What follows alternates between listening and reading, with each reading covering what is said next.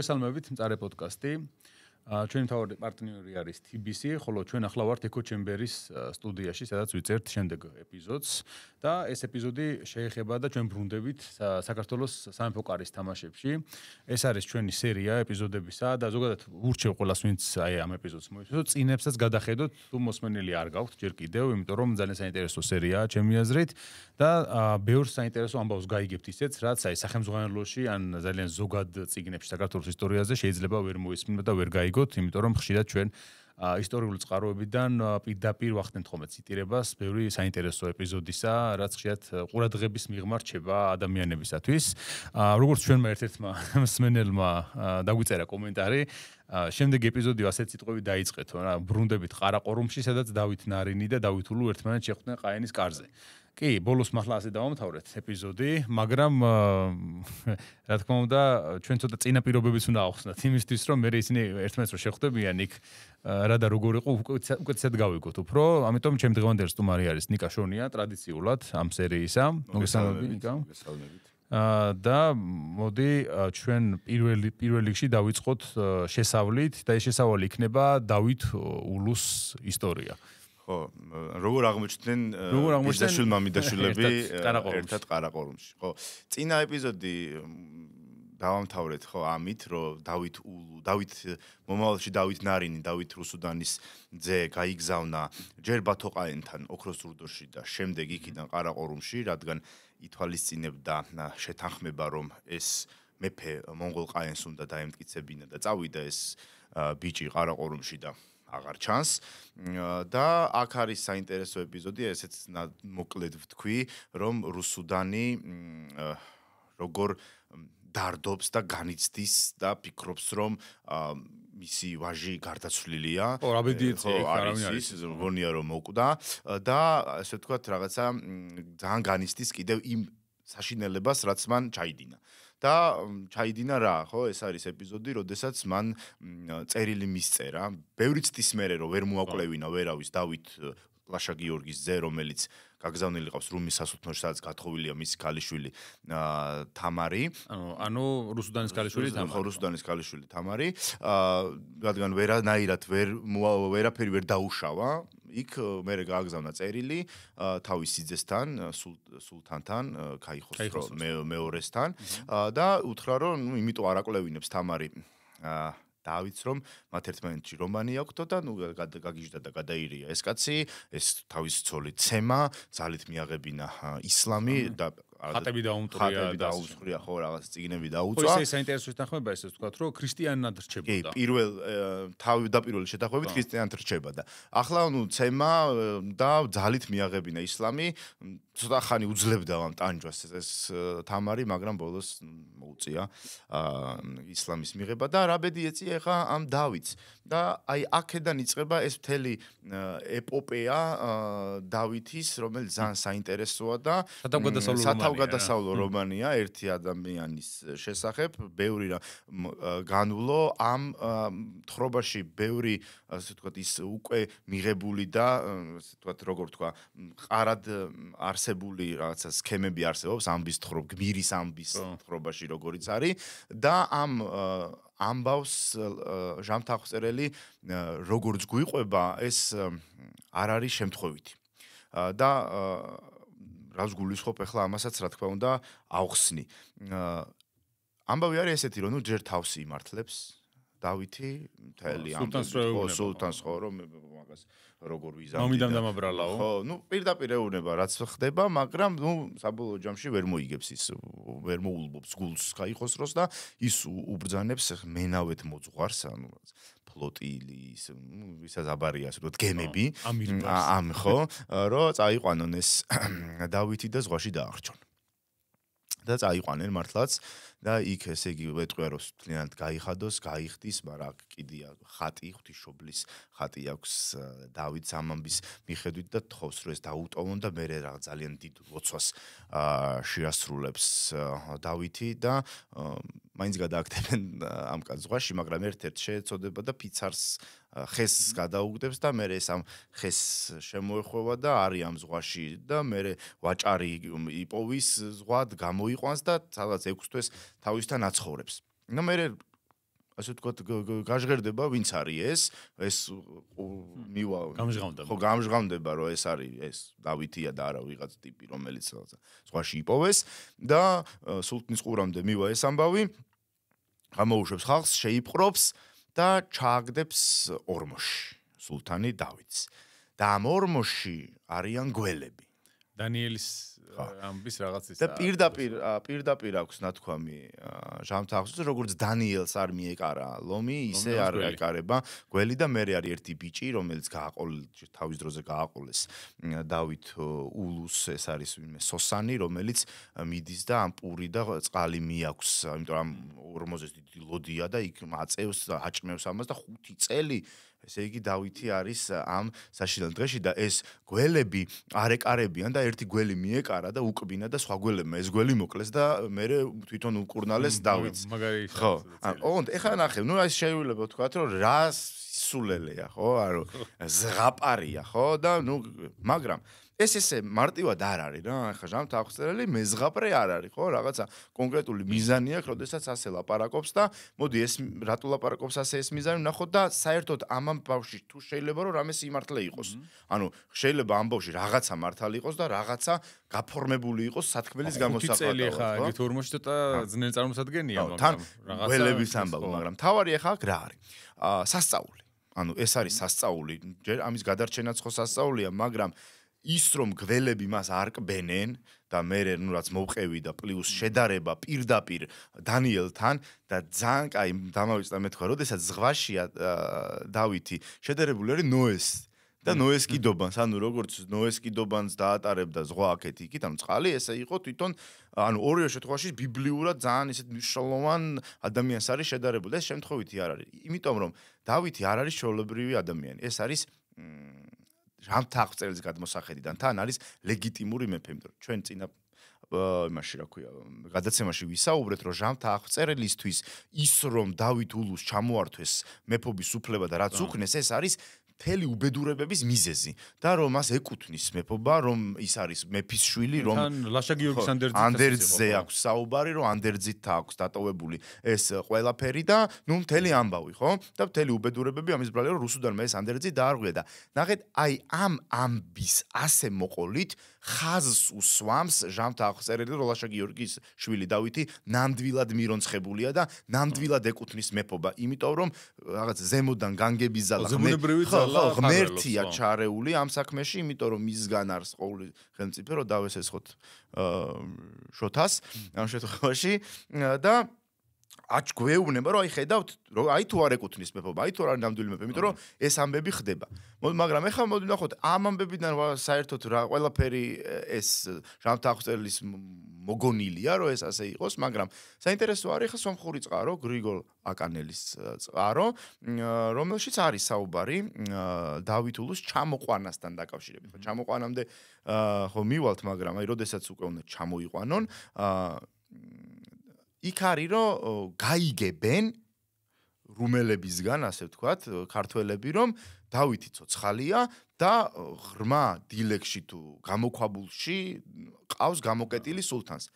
და იქიდან გამოიყვანენ. იქ აღარ ხვდებით ჩვენ არც გველებს, არც დანიელს და არც ნოეს, მაგრამ ის რომ ეს კაცი დატყოვებულია, ეს მეორე წყაროს გვეუბნება, ხო? და აქედან გამომდინარე, ფაქტი არის, რომ кайხოს რომ დავითი დაიჭირა.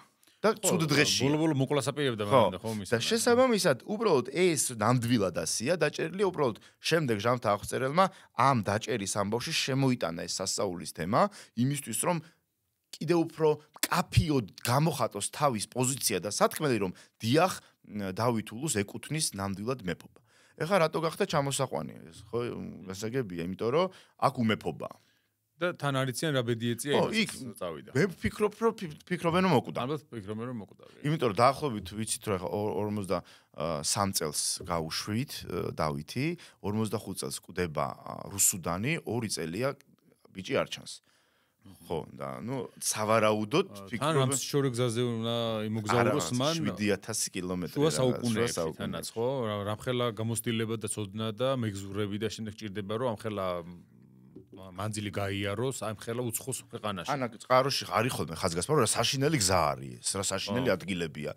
და ანუ ეხა საშინელი და ისეთი შეფასებაა, მაგრამ ხო ძალიან უცხო ყოველ შემთხვევაში. წარმოიდგინე რა სივრცეები უნდა ნახო და გაიარო მე-13 საუკუნეში თან რომ იქ ხო მაქსიმუმ იქ ვიღაც ვაჭარი ყოფილიყო ნამყოფი რა სადღაც და ყარაყორუმში არ ამგონია კიდე რომ ბევრი ქართველი ყოფილიყო იმიტომ რომ ჯერ კიდევ ახალია მონღოლთა იმპერია ახალი შექმნილია და ყარაყორუმში ახლა არის ცენტრი გადატანილი ხა იქამდე მისვლას საკმაოდ დიდი დაჭირდებოდა ხა ჩვენ ჯვაროსნების ამბავი თავის დროზე როგორ გაუჭირდათ პალესტინა სირიამდე და ზოგადად სირიაზიამდე ჩასვლაც კი და ხა წარმოვიდგინოთ რომ ქართველი უბრალოდ გაიაროს მთელი აზია და ჩავიდეს ყარაყორუმში ხო შორეზე და იქ ხო და აქ რა ხდება აქ მეფე არ აყვავს და ეს უმეფობის პერიოდი საინტერესოა და ის ძალიან ცნობილი ამბავი ხო კოხტას თავის შეთქმულება და ცოტნე დადიანის გმირობის ამბავი ხა ამის ჩაშლა რა ვიცი ყველასთვის ცნობილია ხო და ახლოებით რაც მოხდა ნუ მაგრამ პრობლემა რომ ნახოთ რა არის რომ მეფის გარეშე დარჩენილი ქვეყნის პრობლემა რა არის ხო ამ შემთხვევაში და რაში გვჭირდება ჩვენ მეფე პრობლემა არის ის რომ მონღოლური სახელმწიფოსთვის ძალიან მნიშვნელოვანია კონტროლი. ოღონდ ეს კონტროლი ხშირ შემთხვევაში მონღოლებისთვის არის ხდება ადგილობრივების ხელით. ანუ განსაკუთრებით პერიფერიებში, ხო, ისინი თვითონ თავის ტიპებს არ სვამენ, მაგრამ ადგილობრივი მმართველებით მართავენ იქაურობას და ეხლა როცა ადგილობრივი მმართველი არ არის, ვინ უნდა უზრუნველყოს ან ხარკის საკრეფა, ან გადასახადები, ან ჯარის გამოყვანა, ხო? ამიტომ რაღაცა ნახე ერთ საინტერესო ციტირებას გავაკეთებ პლანო კარპინისა, იმიტომ რომ ზუსტად ამაზე საუბრობს, რაზეც შენ ამბობდი. თათრები ხარკს ღებულობენ აგრეთვე იმ ერებისგან, რომელნიც მათგან შორს ცხოვრობენ და ისეთ ერებს მეზობლობენ, რომელთაც ისინი რამდენიმე უფრთხიან, ან ვერ დაეუფლებიან. ანუ თუ იმის მეზობლად არის ეს ქვეყანა, განსაკუთრებით რომელიც ძლიერი სახელმწიფოა შედარებით და შეიძლება ვერ მოუგონ მათ უცებ ომი, ხო? იმათო უფრო უფრთხილდებიანო და იქ ნაკარბროდ ხარკს იღებენ და კმაყოფილდებიან ამით. ისინი მათ უფრო ადამიანურად ეპყრობიან, რათა მათ ჯარები არ გამოგზავნონ თათრების წინააღმდეგ. ან კიდევ რათა სხვებს არ შეეშინოდეთ თათრებისადმი დამორჩილება. ისე მოექცნენ ისინი ობეზებს, აფხაზებს, ანუ გეორგიელებს, ქართველებს. ანუ ამას ხსნის ქართველების მაგალითით რა, ამ ფაქტს რომ ანუ ქართველებს შედარებით კარგად ექცევიანო და არც ავიწროვებენო, ეს უბრალოდ ხარკს იღებენო მათგანო და თან ისეც არ ექცევიან რომ სხვასაც არ შეეშინდესო რომ მონღოლებისადმი მორჩილებაო. ანუ მაგალითად შეიძლება რომ აი ნახე ჩვენი მორჩილია, მაგრამ არ არის ცუდა, არ ცხოვრობენ. ჩვენ ძალიან ცუდი ტიპები არა ვართ. ხო რა? კი, გახსოვს აი ისლამური ექსპანსიის პერიოდში ბიზანტიის იმპერიის დიდი ნაწილის დამორჩილება მათ შეძლეს იმით რომ უფრო დაბალ გადასახადებს აძლევდნენ და უფრო უკეთეს პირობებს. იქ ეგვიპტეში, სირია, პალესტინაში. ასე რომ ეს მაგარი იარაღი იყო ამ თვალსაზრისით რა. და მართლაც ეგრე იყო ხო ანუ აქ შენ ყავს მეფე ყავს რა ანუ რეალურად მეფედ გიქურთხა და ნუ რაღაც ვალდებულებები დაგადა. უფრო მარტივიც არის იდეაში ადგილობრივი მმართველისთვის უფრო ცნობილია ხო როგორ უნდა მართლოს ეს ქვეყანა ვიდრე უცხოელი ხა მონღოლური მომთაბარე რო ჩამოვა და იმან რო უნდა მართლოს. ვის დაემორჩილება სიტყვაზე ქართველი ქრისტიანი ქართველი გინდა ფეოდალი და გინდა სახურეული ფენა და გინდა რაც უფრო ქვემოთ ჩავალთ ხო წვრილიერი ასე ვთქვათ ხო თავისი ვინც არის თავისიანი ვინც არის და არა უცხო ელემენტი და ეს ძალიან კარგად არის გააზრებული რა. ისე შეხოთაშორის მე როგორც შევამჩნე მე გვიანდელ პერიოდში ანუ ელხანატის პერიოდში ეს მოხელეები რომლებიც არის ხომ დასახელებული სავარაუდოდ არიან უფრო სპარსელები. ანუ ის ხალხი რომელსაც ქართველების შედარებით უკეთ იციან ასევე ადმინისტრაციას ესმეცა ეს ეკონომიკა სამხედრო საქმე შემდეგ ამ რეგიონის და ისინი ის თუნდაც ის კაცი რომ შემდგომში დავით ულურო დასჭის ხო რომელიც გადასახადებს იღებდა და შემდეგ აშკარად ჩანს რომ არ არის მონღოლი ის არის სპარსელი მოხელე სავარაუდოდ ხო კი ბატონო და აქ მეფე რო არ ყავს რაღაცა უნდა ქნანა მონღოლებმა და როგორც არის ცნობილი მონღოლურ წეზე 8 დუმნა და ნუ ტერიტორია რომელიდანაც 10,000 კაცის გამოყვანა ფორმალურად თორე ხა 10 შეიძლება არ ყოფილიყო რა თქმა უნდა 8 დუმნად დაიყო ამ დუმნებს სათავეში ჩაუდნენ ქართველი ფეოდალები და ცოტნე დადიანი არის ერთ-ერთი მათგანი რომელიც არის და ეგარსთან ბაკურცი სტანდარტულად დაყოფა 10,000 კაცის მიხედვით ეს უბრალოდ სიმბოლური არის უკვე ეს დუმანი უკვე ადმინისტრაციულ ერთეულადაც არის გადაქცეული პრინციპში ხო ადმინისტრაციულ ერთეულად თუ სამხედროში უშუალოდ ნიშნავდა თავის დროზე 10,000 შემდგომში მონღოლებმა ეს აქციეს ძალიან ზოგად ადმინისტრაციულ ერთეულის სახელწოდებათ აი პროვინციაა ფაქტობრივად და მაინც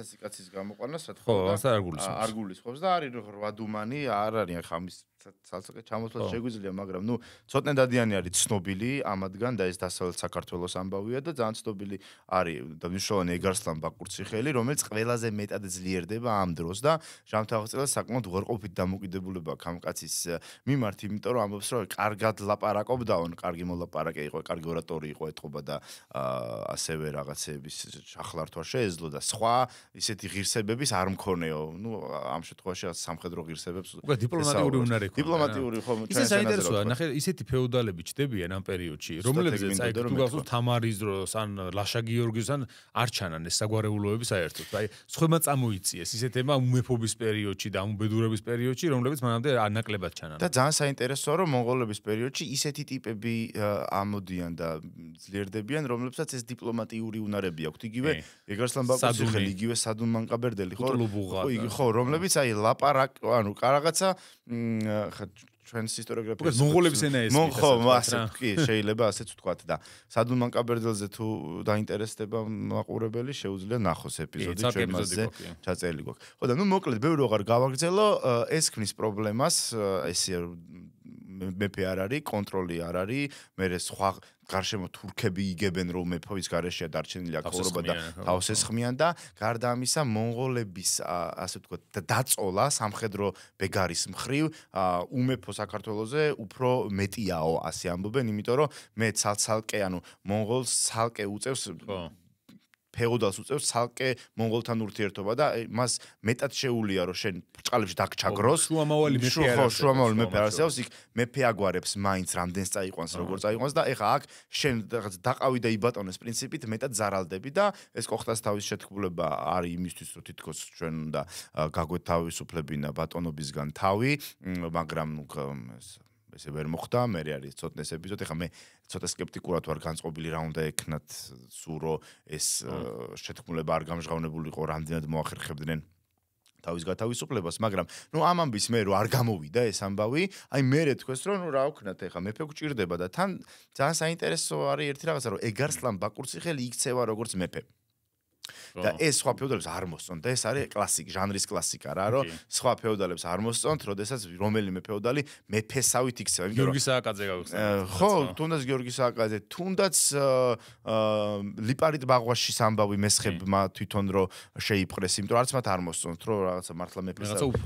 ეს ხო, ეს არის ძალიან კლასიკური მოდელი და აი აქ უკვე შეჩერდება დავით ლაშა გიორგის ძეზე აზრი ფეოდალების რომ ეს უნდა ჩამოიყვანოთ, აიღებენ ნებართვას მონღოლებისგან და რაც მოუყევი მერე აი ამ დავითს უცბად მიადგებიან ქართველები. ორი ვარიანტია, ერთი რომ საჩუქრებით გამოუშვებს, кайხოს რომ იმიტომ რომ მონღოლებთან ერთად მივლენ ქართველები და ვერ გაბედავს წინააღმდეგობას. მეორე ვარიანტი არის მე მგონი რომ ეგ რაღაცა პატარა ის იქნება, შეხლა შემოხლა და ასე წამოიყვანენ, მაგრამ ამას პრინციპული მნიშვნელობა არ აქვს. დავითი ჩამოიყვანეს საქართველოში. დაბანეს, დავარცხნეს, გაკრიჭეს და ისიც გაუშვეს ყარაყორუმში, იმიტომ რომ ესენი ვერ დანიშნავენ. ესენი, ნუ აქ ადგილობრივ ნოინებს ამის ლეგიტიმაცია არ აქვთ, რომ აი ამათო უბრალოდ ოკეი, წამოიყვანეთ და გაუშვით ყარაყორუმში. ეს საკმაოდ მოუხერხებელი სისტემა იყო რა. კი, ამ კუთხით საკმაოდ მოუხერხებელი სისტემა იყო და კიდე უფრო რატო არის მოუხერხებელი, რომ იქ რო ჩავიდა და რო დახვდა მართლაც ეს მეორე დავითი, რასაკეთე, ანუ ამდენი ხანი რატო გაიწელა, ხო? ეს ამბავი, ეს არის საინტერესო. ეს სისტემის მოუხერხებლობა კიდე თვითონ მონღოლეთში ყაენის ცვლილების აი ამ სისტემის მოუხერხებლობაც არის რა. ყაენი შეიძლება 4-5 წელი არ ყოლოდა იმას რა ქვია. ანუ ყურულთა იყო ირჩევს საერთოდ ყაენს, მაგრამ ზოგჯერ იწელებოდა ეს არჩევნები ძალიან და შესაბამისად ამ პერიოდში მაგალითად აი რეგენტი მართავდა ხოლმე დედოფალი უმეტეს შემთხვევაში. როგორც აი თუნდაც ამ პერიოდში იყო, ხო, უბედეის სიკვდილის შემდეგ დიდი ხანი დედოფალი მართავდა რეგენტი იმპერიას და შესაბამისად ამ დროს ვისი ვერ დაამტკიცებდნენ. მონარქს შესაბამისად ის უნდა დალოდებოდა იქ. ყველაზე საინტერესო ეს ეპიზოდი აქვს პლანო კარპინის, ბუნებრივია გადმოცემული. ეხლა ეს ვინ არის პლანო კარპინი, ისე ვთქვათ. ეს არის პაპის ლეგატი, რომელიც გაემგზავრა რომ მონღოლების იმპერიაში, რათა ყაენისთვის ჩაეტანა პაპის წერილები, იმიტომ რომ ჯვაროსნები ძალიან დიდ იმედს ამყარებდნენ მონღოლებთან კავშირებზე რა, იმიტომ რომ პოტენციურად მონღოლები მათი მოკავშირეები უნდა ყოფილიყვნენ მუსლიმების წინააღმდეგ ბრძოლაში, ხო, იგივე ეგვიპტის მამლუქთა სასულთნოს წინააღმდეგ, ანუ მანამდე აიუბიანების მერე მამლუქებისა და ჯვაროსნულ მოძრაობას თითქოს აი ეს ხელს მისცემდა, რომ მონღოლები იქიდან მოაწყვებოდნენ. შესაბამისად, აი პლანო კარპინის მისია აქვს, ესეთი რომ ჩავიდეს და მე იქიდან საპასუხო წერილები წაიღოს და წაიღებს კიდევაც სამ ენაზე დაწერილ წერილებს წაიღებს იქიდან, როგორც ცნობილია რა. არაბულად არის, სპარსულად და კიდე მგონი მონღოლთა იმაზე ენაზე და შესაბამისად ის დაბრუნდება მე მეთი პასუხით. მაგრამ ის აღწერს იქ ვინ ნახა რუს ჩავიდა იქ და მათ შორის არიან ეს სწორედ ქართველი უფლისწოლები, ესეთ რაღაცას წერს ის რომ როგორ ანუ ის თუ ამ ხელმწიფეებს რომლებიც მას დამორჩილდნენო რაღაც სადაოს შემთხვევა არა მარტო ის ლეგიტიმაციის საკითხი ანუ რამეს დავა თუ აქვს ერთმანეთში ისიც ყაენთან უნდა გაარჩიონ ამას იძახის და ასე იყვნენ გეორგიის ანუ საქართველოს მეფის ორ ვაჟს მოუხდა. ოღონდ აქ წერილი ხე ერთი მათგანი კანონიერი აქ ისე გამოყვანილი ანუ არ არის ზუსტად და იმის ფიქრობს რომ ერთი მეფის შვილები არიან ორივე. ხო, ოღონდ ერთი კანონიერია და მეორე უკანონო ნახევარძმები არიან. დიდ არსი არიცვლება დიდად ახლა მაგრამ ნუ გასაგებია რაზეც არის საუბარი. ერთი მათგანი კანონიერი იყო სახელად მელიქი. მელიქი ნიშნავს მეფეს და ამ შემთხვევაში ეს ნარინი იგულისხმება მასში ამაში რომ მელიქი რადგან ის მაინც კანონიერი მოქმედი მეფის შვილი იყო. შესაბამისად მელიქად არის მოხსენებული, ხოლო მეორე დავითი გააჩნდა როგორც მრუშობის ნაყოფიო, ასე წერს. ამ უკანონო ვაჟს მამამისმა თავის სამფლობელოს ერთი ნაწილი დაუტოვაო.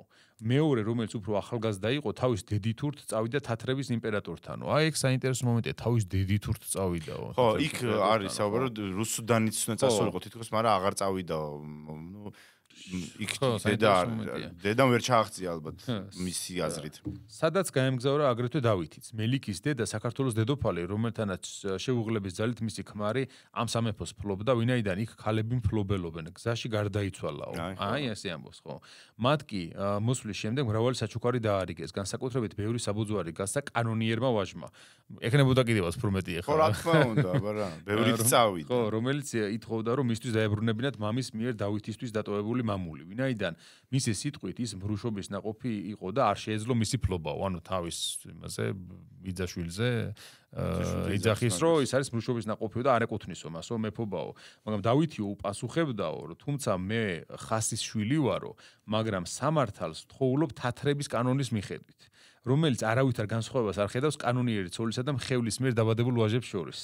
ამიტომ ეს საქმე კანონიერი ვაჟის წინააღმდეგ გადაწყდაო. ის დავით დაუმორჩილეს როგორც უფროსო. ანუ ამ შემთხვევაში რუსუდანის ძე დაუმორჩილეს ლაშა გიორგის ძეს, რომელსაც უბრძანეს წყნარად და მშვიდობიანად დაუფლებოდა მამის მიერ დატოვებულ სამკვიდროს. ამრიგად მელიქმა დარიგებული საჩუქრები დაკარგა და თავისი ძმის დავითის წინააღმდეგ წარმოებული სადაო საქმე წააგო. ასე ამბობს პლანო კარპინი. ანუ ეს შეესწრო ამ ამბავს ფაქტობრივად იქ ჩასულია და თავისი ყურით მოისმინა და გაიგო ეს ამბები როგორ მოხდა. და აქ არის ეს საინტერესო რომ პლანო კარპინის ამბავი ძალიან მნიშვნელოვანია რომ დავათარიღოთ ასევე ეს მოვლენები, ხო, რაც ჩემდა გასაკვირად პრობლემატურია. და ჩემს და არ უნდა იყოს პრობლემატური, იმიტომ რომ ჟამთაღწელთან თარიღებში არის აღრევა და ეს ამარტო ამ ამბავზე კი არ არის. ზოგადად მანამდეც არის და ახასიათებს შიგადაშიგ რომ თარიღები ირევა და აქ არის ვის დროს ხდება ეს ყველაფერი. ვინ არის ყაენი, ხო? გუიუკ ყაენი არის ამ დროს, როდესაც პლანო კარპინი იქ არის და ამ ყველაფერს შეესწრო. ესე იგი, გუიუკ ყაენმა გამოუშვა ეს ხალხი აქ. და არა როგორც ჟამთაღწელთან, იმიტომ რომ ძალიან სხვა დროში გადადის. ყუბილაია და ხო, რომელიც უკვე 60-იანი წლების დასაწყისი არის მე-13 საუკუნეში და ეს ამბავი ხდება 45-47 წლებში. ხო, ისე გამოდის მაშინ, რომ აი ის ამბები რაც გადახდათ დავით ნარის წარმოუდგენელი მომხდარიყო მაშინ, ხო, იმიტომ რომ ყუბილაი თუ ამტკიცებდა, რომელიც ფაქტობრივად ის 60-იანი წლების მერე არის ყაენი, მაგრამ აი 71-ის მერია უკვე რომელიც იუანის დინასტიას უქმნის უკვე. ეხლა შესაბამისად ის არ გამოვა და თან ეხლა აქ არის 53-ში რომ წავიდა დავით ნარინი, რატო არის ამ რატო არ ჩანს, ხო? და ეგ არის ზუსტად ძალიან მარტივად რომ გუიუკის წინამორბედი უგედეი, ხო? უგედეი კვდება 41-ში. და არის მე 41-ში 5 წელი ყაენი არ არის. არ არის, ხო და ყაენი რადგან არ არის 53-ში როდესაც ეს ჩავიდა დავით ნარინი, იქ არ დახვდა ყაენი და ვინ აკურთხებდა მეფეთ, ხო? ამიტომაც ელოდება. და 46-ში გუიუკი ხდება ყაენი და ერთ წელიწადში ისინი ბრუნდებიან. ანუ ეხა ჯერ ერთი გუიუკი რო ყაენი გახდა, ლოგიკურია რომ ეგრევე აბა დავითების საქმეს გადავწყვეტო, არ იტყოდა ხო? რამდენი ხალხია იქ ჩასული ხან ზოგი რუსეთიდან და ზოგი საქმეა 2 წელი იყო სუყაენი გუიუკი. ხო, 46-48 წლებში. კი ბატონო. და მაგ დროს და მომხდარა ყველა ვარიანტი, იმიტომ რომ მერე კიდევ იწყება ერთი უყაენობის პერიოდი. კი ბატონო, 51-მდე? 52-მდე, 52-53-მდე და ამის მერე მოდის უკვე მუნქე, ანუ მანგუს, როგორც ეძახიან ხოლმე, ხო? ასე რომ უეჭველად ეს არის ეგ გუიუკის დროს 56-დან 48 წლამდე. ხო, ქართულ ისტორიოგრაფიაში ძირითადად მანგუ ანუ მონქე ყაენი წერია ხოლმე, რომელიც ადის ტახტზე 1251 წელს. თუ მაგ დროს მიიღეს მათ უფლებამოსილება საქართველოს, მაშინ გამოდის ის 59 წლის ამბები, მაშინ ისინი ვერ მოხდებოდა ფიზიკურად, იმიტომ რომ ისინი აქ უნდა ყოფილიყვნენ მაშინ, ხო? და ხო არ დაბრუნდნენ საქართველოში, უკან ხო არ წავიდნენ, მე კიდე მეორედ. არა, ბევრი ამბავია კაცო იქ ავაგ ხარგზელის სიკვდილი ზუსტად ვიცით რომ 1250-ია და ავაგ ხარგზელი ცოცხალია ისინი რომ ჩამოდიან და თუ 51 წელს აკურთხეს ავაგ ხარგზელი ცოცხალი როგორ არის? შესაბამისად აღრევაა. და ასე ძალიან საინტერესოა ჯამთა აღწერელს რომ ეშლება თან როგორ ეშლება გააზრებულად ანუ არ თulis რო ეშლება რა იცის მე ანუ ის ამბობს რომ სხვა ჟამთა აღწერელიო ამბობს რომ რაც ჩვენ მოვყევით გუიუკის დროს მოხდაო ეგ ამბობ მაგრამ არ დაიჯეროთო ეგო რა ხო და არ აღკარად აქვს ინფორმაცია მეორე ვერსიის მაგრამ რატომღაც აწובה პირველს მაგრამ ან იცის პლანო კარპინი ხო ან შეიძლება ქართველი ისტორიკოსი იყო სხვა რომელიც თანადროული იყო და ზუსტადაც დაწერა ეს ამბავი რა მაგრამ რატო ცვლის ეს მე შემდგომში ძალიან ხო ნუ ეშლება რა თან საინტერესოა მანგუ ყაენსაც კი ასახელებს ანუ მონქეს არამედ ასახელებს ყუბილას ხო რა ძალიან უცნაურია ხო ნუ მოკლედ ასეა თუ ისეა ჩვენ მე ღრმად ვარ დაწუნებული ხდება მონქეს დროს და ეს არის 1000 გუიუკის დროს ბოდიში და ეს არის 1247 წელი როდესაც ჩამოდიან და რო ჩამოდიან ეს ძალიან საინტერესო ამბავია ხო ორი მეფე ორივე თბილისში ну ულუ და ნარინი გასაგებია ხო მაგრამ აქ როგორც კარპინიც წერს აშკარად დავით ულუს ჰქონდა უპირატესობა ეს ტექნიკური ტერმინიც არის გარკვეულად ულუ და ნარინი უფრო სუმწროსი რა იმიტომ რომ მონღოლურად ასე არის და შესაბამისად აშკარად დავით ულუ არის მეფე და ისე ცოტა მოადგილესავით უფრო არის აი როგორ არის იცი თვითონ მონღოლეთში როგორც იყო დიდი ყაენი და ყაენი ხო როგორც დიდი ყაენი და ისე რომელიღაცა ურდოს ყაენი რაღაცა ამ პრინციპით მოაწეს ეს თემა და ეხლა ამათი ორმეფობა თბილისში დიდხანს არ გრძელდება, ხო? და შემდეგ ქვეყანა იყოფა ორ ნაწილად. იმიტომ რომ დავით ნარინი გადადის დასავლეთ საქართველოში და ეს არის ძალიან საინტერესო. მოდი ვთქვათ აქ რომ არის ორი ვერსია, ერთი გადასვლის, ხო 1259 წელს ან 1259 წელს. 59 წელსაც ვიტყვი რომ აქ ეს არის ის რა ქვია ჩვენი ჯუვეინის ამბავი მოგვითხრობს როგორ აჯანყდა დავით ნარინი და დამარცხდა და გადავიდა დასავლეთ საქართველოში და მე 1260 წელს უკვე დავით ულუც აჯანყდა და გადავიდა დასავლეთ საქართველოში ეგეც მაგრამ მე ვთვლი რომ ეგ ჩემი აზრით უგედეი რომ ისა ჯუვეინი როდესაც ამას ლაპარაკობს ჩემი აზრით ეშლება და 59 წელს აჯანყდა ზუსტად დავით ულუ და როცა ის გადავიდა დასავლეთში იქ უკვე არის დავით ნარინი იმიტომ რომ ჯერ ერთი ალოგიკურია ორი მეფე ხარ ერთ ქალაქში და ჯერ ერთი ჯანყდება და ეს უყურებს და ეს მარცხდება მერე ბრახთა შენ ჯანყდები ანუ სად არის ლოგიკა და გარდა ამისა ჩვენ გვაქვს მონაცემები და საინტერესო ამბები რომელიც ზუსტად 1259 წელს ხდება და 59 წელს ხო ისე ჯუვეინი ჩვენ ისე ძალიან შინაურულად მოიხსენიეთ იმიტომ რომ აი წინა ეპიზოდს მოусმინეთ ჯუვეინი ჩვენი მეგობარია და მაგიტო შეგვიძლია ისე არ გაგვთ წინა ეპიზოდს მოვუსმენთ რუსუდანზე, სადაც ნახავთ ვინ იყო ჯუვეინი, როგორ წერდა ქართველების შესახებ, რას ერჩოდა ქართველებს, მოკლედ რომ თქვა ეს კაცი, და შესაბამისად რატომ იცის ეს ამბები ზოგადად, რა ინტერესი აქვს მას ვისთან მსახურობს და ასე შემდეგ. იმიტომ რომ ძალიან საინტერესო ფიგურაა ეს და მემატიანი ერთ-ერთი გამორჩეული ამ ეპოქისა, მიუხედავად იმისა, რომ დიდწილად თავის პირად სუბიექტურად ხშირად გამოხატავს ხოლმე უფრო მეტად ვიდრე საჭიროა. ხო, და ვიდრე ჩვენ გვსიამოვნებს ეგ ამბავი, მაგრამ ეხა აი ჯუვეინი წინა ეპიზოდზე ლოთობაზე და დალევაზე ვლაპარაკობდა, ეხლა ძალიან საინტერესო შემოდის, რომ მარტო ჯუვეინი არ ლაპარაკობს მაგას მაჭამაზე, ხო? და აქ არის ერთი ძალიან, მე ძალიან მიყვარს ეს ეპიზოდი, როდესაც როგორ ხდება დავით ნარინი, როგორ აღმოჩნდება დასავლეთ საქართველოში, ხო? და ეს არის საინტერესო, იმიტომ რომ პარალელურ რეჟიმში, ანუ რაღაც პარალელურად ხდება ორი დავითის ორი ამბავი, ერთზე რაღაც ჟამთა აღწერელი ლაპარაკობს, მეორეზე სომხური, ან იგივე გრიგოლ აკანელი თუ სხვები, რომლებიც ეს სომხური რამდენიმე წყარო ერთი და იგივე სხვება ფაქტობრივად მცირე განსხვავებით, ამიტომ გრიგოლ აკანელის ვერსიას უფრო ასე ვთქვათ მოვყვებით და პარალელურად ჩვენ ვიცით რაღაც ამბავი, სადაც საუბარია მეორე დავითზე, ანუ დავითულოს ისტორია და დავით ნარინის ისტორია პარალელურად ხდება და ორივეს გვიყვება ორი სხვადასხვა წყარო, თქო, ესე შეგვიძლია დავინახოთ და რა ამბებია ეხლა. ნუ ის არის რომ თბილისში არის დავითულუ და დავით ნარინი არის მონღოლთა ბანაკში. სადღაც დღევანდელი აზერბაიჯანის სამხრეთით ტერიტორია ხო რა მოკლედ ნახჭევანის მიდამოებში ასე ვთქვათ.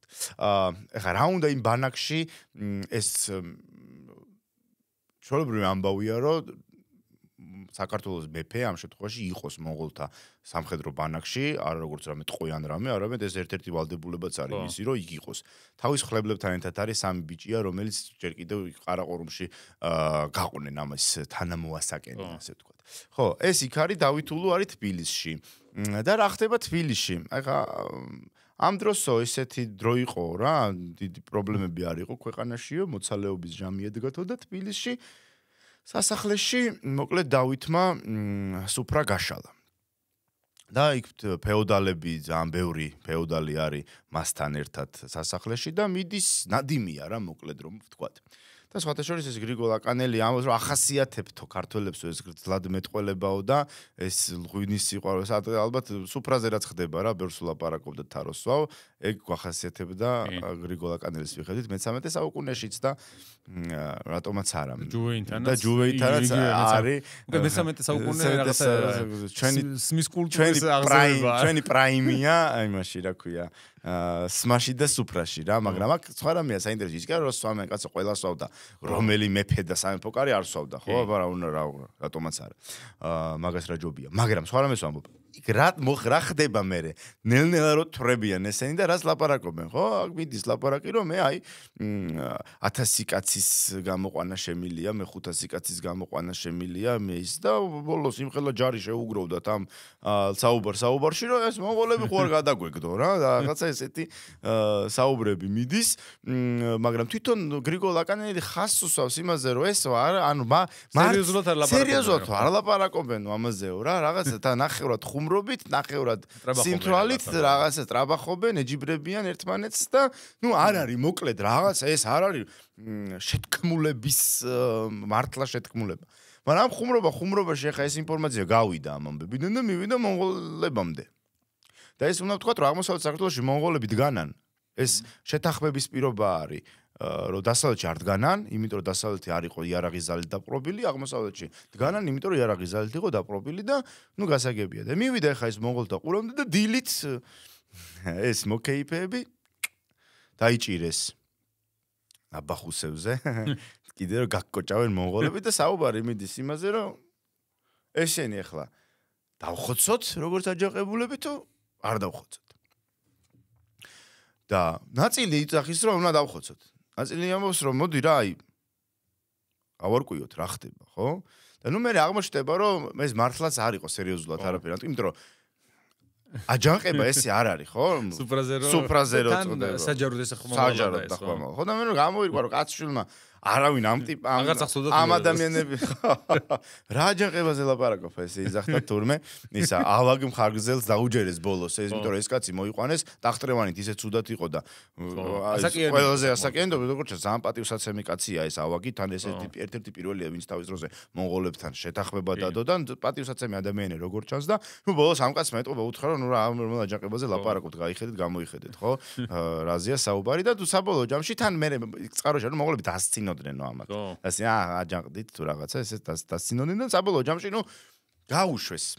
ზოგი ვერცით გამოსაზფული გადახდევინეს მაინც რა, გამოსასყიდი საკუთარი თავები გამოასყიდინეს, მაგრამ გაუშვეს და ჩვეულებრივად აღდგა ძველი ისა. ეხა ესეც გასაგებია ხო, ეხა რომ მართლა რო არ იყო არანაირი შეთქმულება და აჯანყება ცხადია, იმიტომ რომ აბა ვინ გაუშვებდა ესე და ვინ დააბრუნა ტახტზე, მაგრამ აქ არის ეხა საინტერესო ამბავი რომ ამ დროს როცა ეს ამბავი ხდება თბილისში, როგორც უკვე თქვი დავით ნარინი არის მონღოლებთან და ეხლა მოდი ესე წარმოვიდგინოთ ხო იქ ეს ამბავი მოხდა ამ ამბავზე ინფორმაცია წამოვიდა მონღოლთა ბანაკში ეხლა დავით ნარინს რა ინფორმაცია მოსდის აქ რომ ჩემი რა ქვია ბიძაშვილი აჯანყდა მე რა ბედი მეწევა სავარაუდოდ ჩემი აზრით და არა მარტო ჩემი აზრით. ესე იგი დავით ნარინი საფრთხეს გრძნობს, რომ თან ეხა მონღოლებში არის, რომ შეიძლება რომ მიგაყოლონ ზედ შენ ნათესავს დაახლობელს ამ ამბების გამო, ხო? და თან როგორც ცნობილია, დავით ნარინის მიმართ მონღოლები უფრო უარყოფითად არიან განწყობილნი, ვიდრე დავით ულუს მიმართ. და ამა რაღაცა ეტყობა საფრთხე იგრძნო და გადაცვული ის და მისი სამი მხლებელი გადაიცვამენ რაღაც ტანსაცმელს, ღარიბულს და ბანაკიდან გაიპარებიან. გაივლიან რაღაცა ტერიტორიებს და საბოლოო ჯამში აღმოჩნდებიან დასავლეთ საქართველოში. და ის ინფორმაცია, რომ თურმე არავინ არ აჯანყებულა, ეს მერე მიდის გვიან. ამ დროს იქ დავით ნარინი უკვე აღარ არის.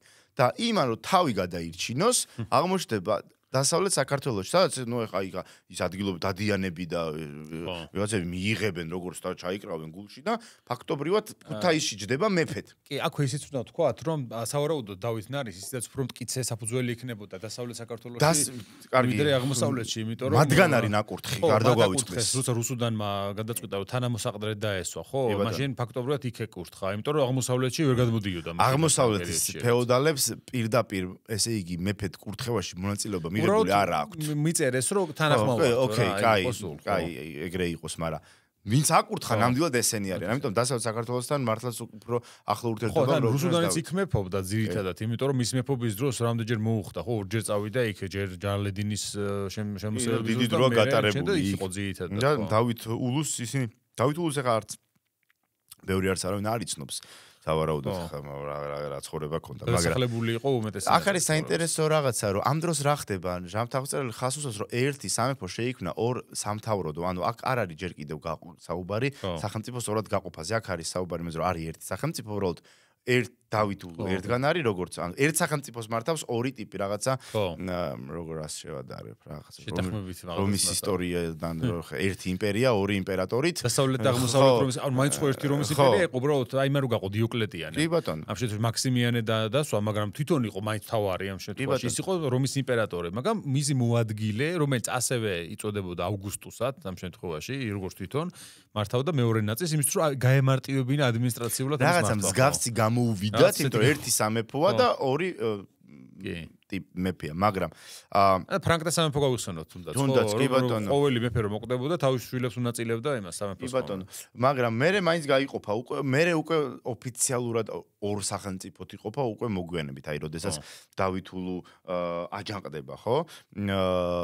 და აჯანყდება ის 59-60 წლებში. და რატო აჯანყდება ესეც საინტერესოა და საერთოდ რა ხდება დასავლეთ საქართველოზე ფაქტობრივად კონტროლს კარგავს მონღოლური სახელმწიფო, იმიტომ რომ იქ ისედაც არ იყვნენ წარმოდგენილნი და დასავლეთ საქართველოზე კონტროლი ხორციელდებოდა მხოლოდ იმიტომ რომ თბილისში მჯდარი მეფის ხელით ასე ვთქვათ და აქ უკვე იქ ცალკე ტიპი წავიდა და შესაბამისად უკვე მეფეა ფაქტობრივად შეიძლება ესენი ჯერ არ არიან შეთანხმებულები რომ გავიყავით, მაგრამ რეალურად ეგრე ხდება, de facto ეგ არის რომ იქ შენ კონტროლი დაკარგე ფაქტობრივად და დარჩა ახლა ეს აღმოსავლეთი. და რატომ ჯანყდება დავით ულუ, ეს არის ძალიან საინტერესო და მოდი ამაზეც ვისაუბროთ და თან ავხსნათ ეს მონღოლური სისტემები გადასახებ. ბევრი საინტერესო საკითხი არის აქ, ხო? რაზეც შეიძლება ჩვენ თემა გავშალოთ. იგივე რაოდენობა მოსახლეობის და ნუ მთელი ამბებია, ხო? პირველ რიგში ის უნდა ვთქვათ, რომ აი მონღოლებს რასის ყველგან სადაც შედიოდნენ, დაახლოებით ერთი და იგივე ის შექონდათ სისტემა, რასაც ითხოვენ ისინი. ორ რაღაცას ითხოვენ მონღოლები. ერთი არის ხარკი, რომელიც რა თქმა უნდა ფულადი იქნება ეს ნატურალურად და შემდეგ. ბევრი სახის იყო ხოლმე საქართველოში მონღოლური გადასახადები იყო უამრავი, 14 ძირითადი იყო ხოლმე და კიდე სხვაებიც მოძრაობდა და მეორე იყო ჯარი. ანუ მონღოლები ითხოვდნენ, რომ დაპყრობილ ხალხებს მიიღოთ მონაწილეობა მათ ლაშქრობებში. რაც პრინციპში ხა იმპერიებს შედაკეთებდნენ იმპერიები ამას თავის ძროზე დაცვის სიგელიც კი რო დაიდო არაბებმა რო დადეს, მაშინაც კი იყო ეს პირობა. ჩვენ არ ვიცით ბევრი ინფორმაციების შესახებ ქართველები არაბების ომებში თუ მონაწილეობდნენ, აშკარად არ ჩანს ეს მაინც და მაინც, მაგრამ მონღოლ რომებში ნამდვილად მონაწილეობენ. შესაბამისად, აი აქ უკვე განხორციელებული არის ამ ესა და არა უბრალოდ პირობა არ დარჩა ამ თვალსაზრისით რა. არაბებმა როცა ჩვენ დაცვის სიგელი დაგვიდეს, მათ იმ სივრცეში სადაც მონღოლებს ომები აქვთ. ის უკვე მთლიანად არაბულია იქ. საომარიც არაფერი აღარ არის, ხო, ის თან ეომა, ხო, არაბებს ქართველებით და აქ პრობლემაა, იმიტომ რომ ჯერ აქ ამ პერიოდში, ესე იგი, იგივე ეს ისმაილიტების ამბავი და ალამუთის თემა, ბაღდადი, ასაღებია, სირია, პალესტინა, ეგვიპტე, ანუ ეს სივრცე საომარი სივრცეა და გასაგებია და ჭირდებათ ძალები.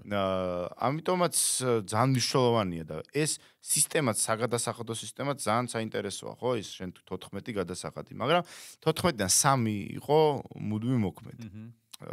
და სამხედრო ბეგარად ცალსახად. 3 მუდმივი მოქმედი იყო მალი, ყაფჩერი და ტამღა.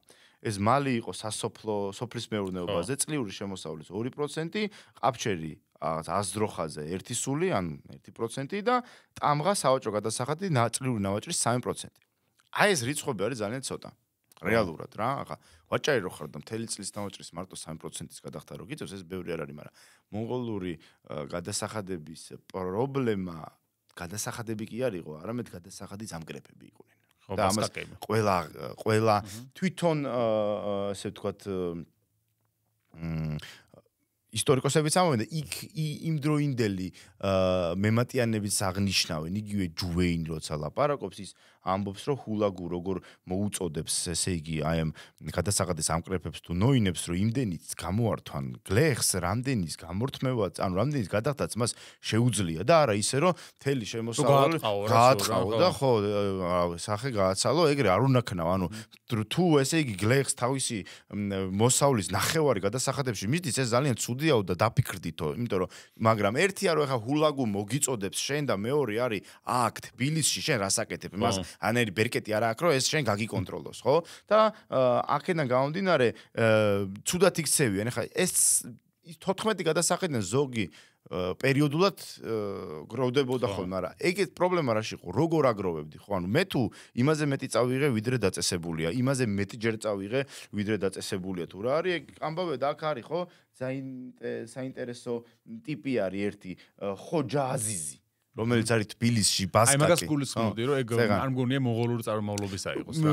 ამას პრინციპული მნიშვნელობა არ აქვს, იმიტომ რომ სისტემა, ნახე, სისტემა რაც არის, იმ სისტემაში მონღოლიც გადასახადის ამკრეფის ისარგებლებს და ირანელიც ისარგებლებს ხო და რა ვიცი ყველა ისარგებლებს და ეს ხოჯა აზიზი არის კაცი რომელიც ნუ ძალიან ცუდად იქცევა თბილისში ანუ კრებს იმაზე მეტჯერ ვიდრე ეკუთვნის კრებს იმაზე მეც ვიდრე ეკუთვნის და ამის პარალელურად დავით ულუ ლაშქრობებში არის მას უწევს ისმაილიტებთან ბრძოლა უწევს ბაღდადის წინააღმდეგ ბრძოლა და საბოლოო ჯამში ბოლოს უკვე როდესაც დაბრუნდება საქართველოში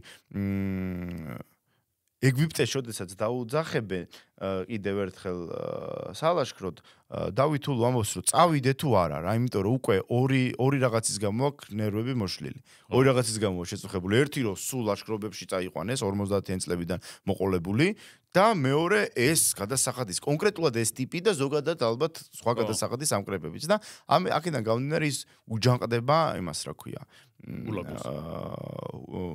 ყაენს და ზოგადად მონღოლებს და ну აქაც მარცხ ხდება და გადადის ისიც დასავლეთ საქართველოში და აი ეს მერე გავაგზავნოთ მაგრამ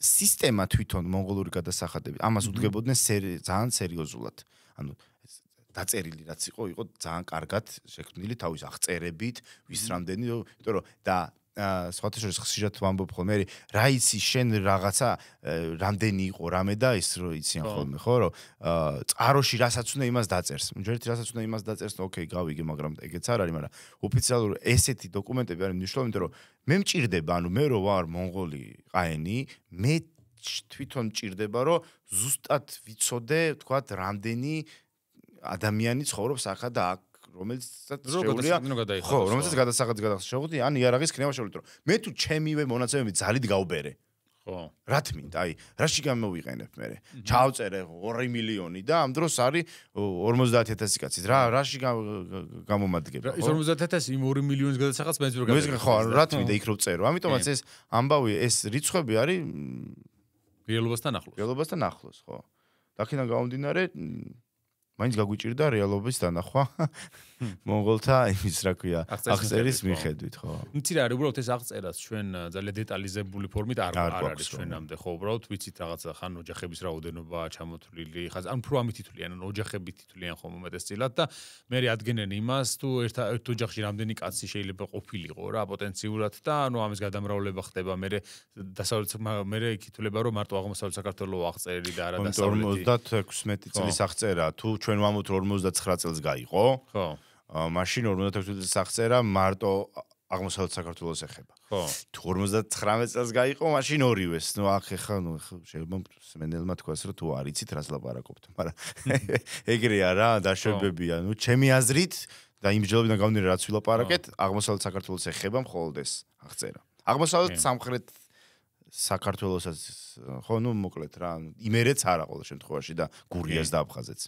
ხო, ეს საერთოდ საკმაოდ პრობლემური საკითხია, მაინც ამით დათვლა ხოლმე, ვინაიდან ჩვენ უნდა გავითვალისწინოთ, რომ ყველაზე კარგია ეს საკითხი, სხვაშორის ეწერა ჯაოშვილს წიგში, საქართველოს მოსახლეობა მე-18 საუკუნეში რა, რომელშიც ის ითვლის აი ერეკლეს მმართველობის პერიოდში დაახლოებით ამდენი ადამიანი ცხოვრობდა და მისი გამოთვლებით გამოვიდა დაახლოებით 771,000 ადამიანი. თელ საქართველოში თუ ქართლ-კახეთში? ანუ ამ შემთხვევაში იგულისხმება აქ, აღმოსავლეთ საქართველოში. და შესაბამისად ამის მიხედვით რომ ჯერ ის არის პრობლემა ის არის შეთა საუბრობენ ხოლმე რომ დროთა განმავლობაში ბევრი ტყვე გაიყიდა საქართველოსდან, ბევრი დაიხოცა და ასე შემდეგ, მაგრამ უნდა გავითვალისწინოთ ის რომ მიუხედავად ამისა დინამიკა მოსახლეობის ზრდისა მუდმივად არსებობს დაწყებული აი ანტიკური ხანიდან თანამედროვეობამდე თუ არ იყო რამე დიდი ეპიდემიები ხოლმე შუალედებში რა.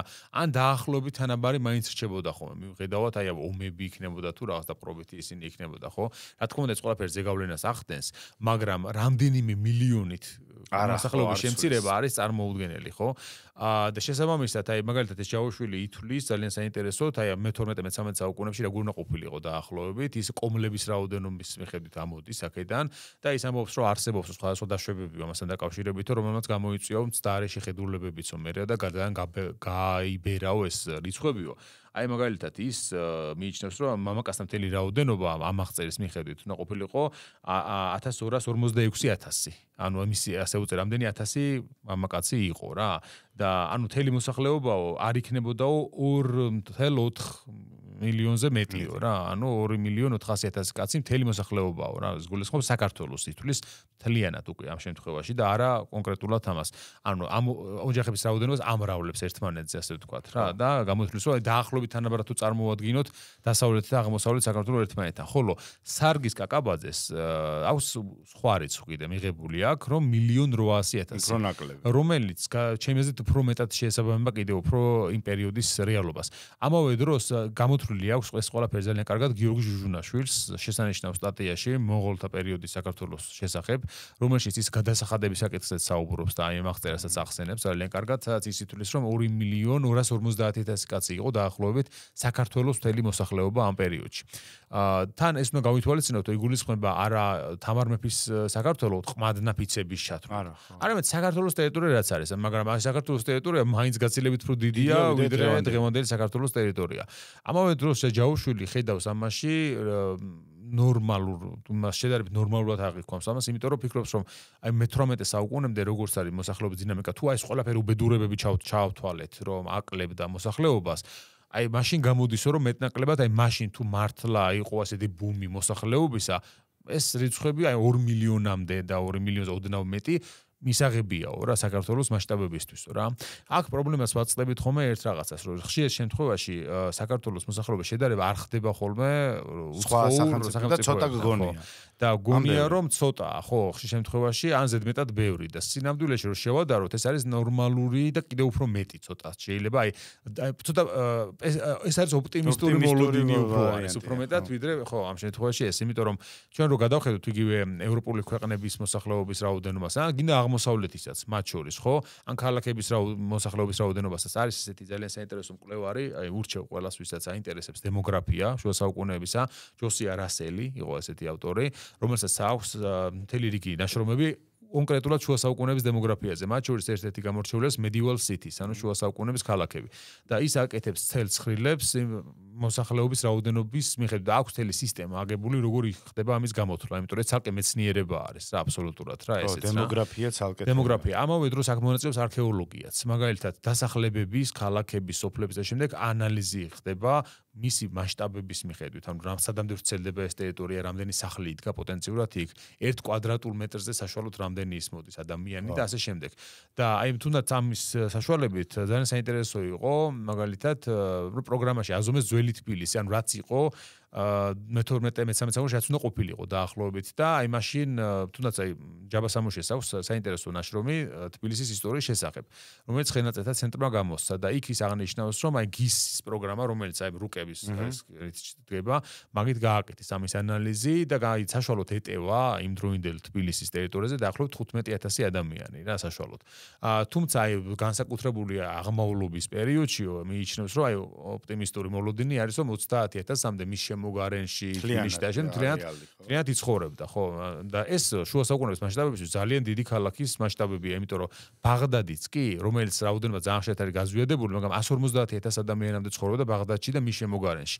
რაც იმ დროისთვის იყო მეგაპოლისი ფაქტობრივად შუა საუკუნეებისა. კონსტანტინოპოლში, როცა დაცემის აი მე-14-მე-15 საუკუნეებში ცხოვრობს 40,000 ადამიანი ამ პერიოდში. და კონსტანტინოპოლია რა, ანუ იმ დროის ერთ-ერთი ყველაზე დიდი ქალაქია, სულ მცირე. მაგალითად იყო ასევე დიდი ქალაქები კორდოვა, კაიფენგი ჩინეთში მაგალითად და ასე შემდეგ, სადაც აი 100,000-მდე მიდის მოსახლეობა 80-დან 100,000-მდე მთელ აი იმ ასე ვთქვათ მეგაპოლისში რა, რომელიც მაშინ 30-ია უკვე ძალიან ბევრია, ხო? წარმოგიდგენთ ხა თბილისი, რომელიც რეალურად ერთადერთი ესე დიდი ქალაქი არის საქართველოს ტერიტორიაზე. ანუ კი არის ქუთაისიც არის, დმანისი, სამშვილდე, შემდეგ ისინი მაინც თბილისთან შედარებით კიდევ მოკრძალებული მასშტაბების არის რა, მაინც ხო. როგორც ახლა და შესაბამისად აი მაშინ თბილისში არის დაახლოებით ეს და შეიძლება შევაფარდოთ აი განძასთან მაგალითად რომელიც შეგვიძლია შევარდოთ დვინთან, ანისთან და ასე შემდეგ. თუმცა ანისი კიდევ უფრო მასშტაბის არის. თუმცა რო ნახოთ მისი გეოგრაფიული მდებარეობა და ასევე განლაგება ამ ქალაქისა და შემდეგ ეს გასაკვირი არ არის, იმიტომ რომ ჯერ ერთი სავაჭრო გზები გადიოდა და ვინც კი ვიდრე ხო, ანუ ფაქტობრივად აბრეშუმის გზასაც უწოდებენ ხოლმე და სხვაშორის ამაზე მქონდა საუბარი საინტერესო არქეოლოგთან, რომელიც აღნიშნავდა, რომ აბრეშუმის გზა არის თავიდან ბოლომდე გამოგონილი ფეიკი ტერმინი, რომელიც უბრალოდ კრავს ტერმინი თუ ანუ აბრეშუმთან დაკავშირება ამ გზისა უშუალოდ რა, იმიტომ რომ ძალიან მალე გამოვიდა იქიდან აბრეშუმის ტექნოლოგია, რომელმაც შეცვალა შემდგომში ძალიან ბევრი რაღაცა აღმოსავლეთში და შესაბამისად ფიქრობენ დღეს უბრალოდ ამ საქმის კვლევარები, ანუ აბრეშუმის გზის კვლევარები, რომ ეს ტერმინი ცოტა მოძველებულია. უფრო ტექნიკური ტერმინია თანამედროვეობისათვის და უფრო იდეა არის ჩემი აზრით აი ამ სავაჭრო კონტაქტებისა, რომელიც არსებობდა აღმოსავლეთსა და დასავლეთ შორის რა, გარკვეულწილად ამას უკავშირდება. მოკლედ რომ ვთქვათ, აი ეს მასშტაბები, რაშიც ეს ზის, თუნდაც თბილისის ამ შემთხვევაში ეს მონაცემები, ან ეს მონაცემები, რაც მონღოლთა აღწერის მიხედვით გამომდინარეობს, ხო?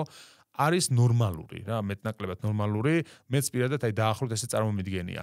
და ასევე ძალიან მნიშვნელოვანი იქნებოდა, რომ აი შუა საუკუნეების ან გვიანანტიკური ქალაქების აზომვა, არა მარტო თბილისისა მომხდარიყო, რომ ჩვენ წარმოდგენა შეგვექმნას დაახლოებით რა მასშტაბებია აქ, იმიტომ რომ ხშირად ის რაც წყაროებშია მოცემული ქალაქის დამცველთა რაოდენობა, მოალყეებისა მასშტაბები არ ემთხვევა ხოლმე მე იმ ქალაქის საწახვიდა და სამშვილდეს, ან სამშვილდის ან დმანისის რაღაც ნაქალაქარის აზომვა გააკეთო რა და დაახლოებით რამდენი ადამიანი ცხოვრობს რაღაც დასკვნებს გააკეთო. შეიძლება, კი, აი ამას გულისხმობ, ხო? ეს უკვე ეს მულტიდისციპლინური კვლევა უკვე. ეს არ არის მარტო ისტორიკოსის კვლევა, ეს არის მულტიდისციპლინური კვლევა. ჩვენ უბრალოდ შეგვიძლია ლოგიკური ანალიზი გავაკეთოთ ამისა. თან გავითვალისწინოთ ის იმ დროინდელ სოფლიოში დაახლოებით ცხოვრობს 200 მილიონი ადამიანი. თელ დედამიწაზე. და ამ 200 მილიონიდან 8 და 12 შენთან როგორ იცხოვრობს, ხო, ამ ხელს. თავისთავად, როცა არსებობს სივრცეები, მაგალითად როგორიცაა ჩინეთი და ჩინეთში მაშინაც კი იყო დაახლოებით იგივე პროპორცია დანარჩენ სოფლიოს მოსახლეობასთან რაოდენობით, რაც ახლა.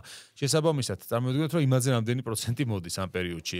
მოდის აზიურ ქვეყნებზე, განსაკუთრებით, ხო, ანუ ირანი მაგალითად უზარმაზარი ქალაქებია იქ დანარჩენ სოფლიოსთან შედარებით. ეკი არა, სასანური პერიოდის დასახლებები და ქალაქებიც კი, რომლებიც ჩვენ უმეტესობა არც კი ვიცით, რომ არსებობდა, იმიტომ რომ არაბულ პერიოდში წაიშალა მათი ისტორია, ხო? უზომო დიდი მასშტაბებისა არის იმასთან შედარებით, რაც აი ზოგადად საქართველოში ნებისმიერ ადგილზე შეიძლება შეხვდეს. ან უბრალოდ ქალაქი, რომელიც სახელიც კი არ ვიცით, ზოგჯერ იმდენად დიდია, რამხელად შეიძლება თბილისი არ ყოფილიყო იმ თუნდაც იგივე იმ პერიოდში და კიდეც მერე, გვიან.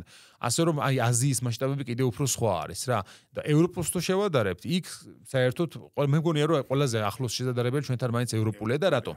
საქართველო არის მთაგორიანი ქვეყანა, საქართველოში არ არის ურბანიზაციის მაღალი დონე, არის ფეოდალური ამ შემთხვევაში და მამულები და სოფლებში განსახლება უფრო და არა ქალაქებში, ხოლო სადაც ურბანიზაციის მაღალი დონეა, ისინი უფრო მრავალრიცხოვანი მოსახლეობის დატევის შესაძლებლობას იძლევა ხოლმე. ამავე დროს უფრო მდიდარი ქვეყანებიც არის, უფრო მიმზიდველი, რომ აი უცხოური ისიც მიიზიდოს ამ შემთხვევაში, ხო? აი ხალხი ჩამოდის იმ ქალაქში და შემდეგ. ასე რომ აი გავითვალისწინოთ კიდე სავაჭრო გზები, სადაც გადის ყველაზე დიდი სავაჭრო გზები, იქ არის ყველაზე დიდი ქალაქები ზოგადად, ხო? ასე რომ აი ქართველი მეფეებიც, როცა ნახავთ ჩვენ საუბრობთ მე-12-13 საუკუნეების ისტორიაში ბრძოლაზე სამხრეთის დასაუფლებლად და დვინი, ანისი და ხლათი. ანუ ხლათამდე რატომ მიდიან, რა თუნდაც ეს ხლათი, ხო? იქ ძალიან მნიშვნელოვანი ამბები ხდება, მოკლედ რომ ვთქვათ, ის არის დიდი ფულის ტრიალებს და იმას ვინც დაეუფლება, მე რა თქმა უნდა, ის მეფე იქნება ძლიერიც და მდიდარიც და ასე შემდეგ, ხო? ანიშს ეძახიან 1000 ტაძრის იმას ქალაქს, ხო? 1000 არ არის აშენებული, მაგრამ მართლა იმდენად ბევრია იქ აშენებული, რომ წარმოუდგენელია უზარმაზარი ქონება რომ არ ქონდეს ეს რომ გააკეთო, ხო? იმდენ რომ წარმოიდგინეთ საქართველოში რამდენია ასეთი დიდებული ტაძარი, ხო? ძირითადად არის ტაო-კლარჯეთის ძეგლები, რამდენიმე განსაკუთრებით ხახული ოშკი და ხანძთა და შემდეგ არის ბაგრატის ტაძარი დასავლეთ საქართველოში ძალიან უზარმაზარი ძეგლი, გელათის თელი თავისი კომპლექსი, ალავერდი, სვეტი ცხოველი თავისთავად, აი რამდენიმე ასეთი დიდი ვიცით, გუმბათიან ჯვარ-გუმბათოვანი ტაძარი, რომელიც მართლა მეტყველებს იმაზე, რომ აი ძლიერი და მდიდარი მონარქი იჯდა იქ, რომ ეს ააშენა თავის დროზე, ხო? და ესეთები გვაქვს რამდენიმე თითზე ჩამოსათვლელი, შედარებით აი მასშტაბური რომელიც არის, ხო?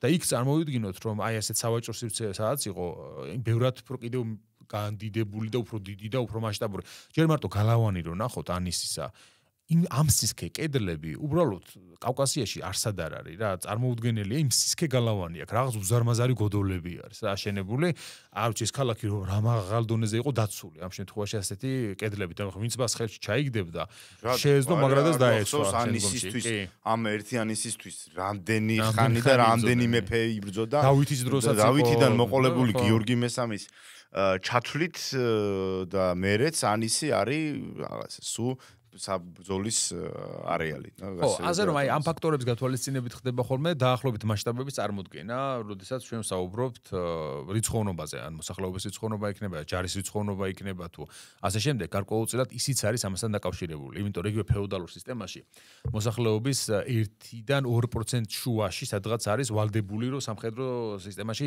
იმსახუროს, ამ ჯარში გამოვიდეს, როცა ომი მივა საქმე.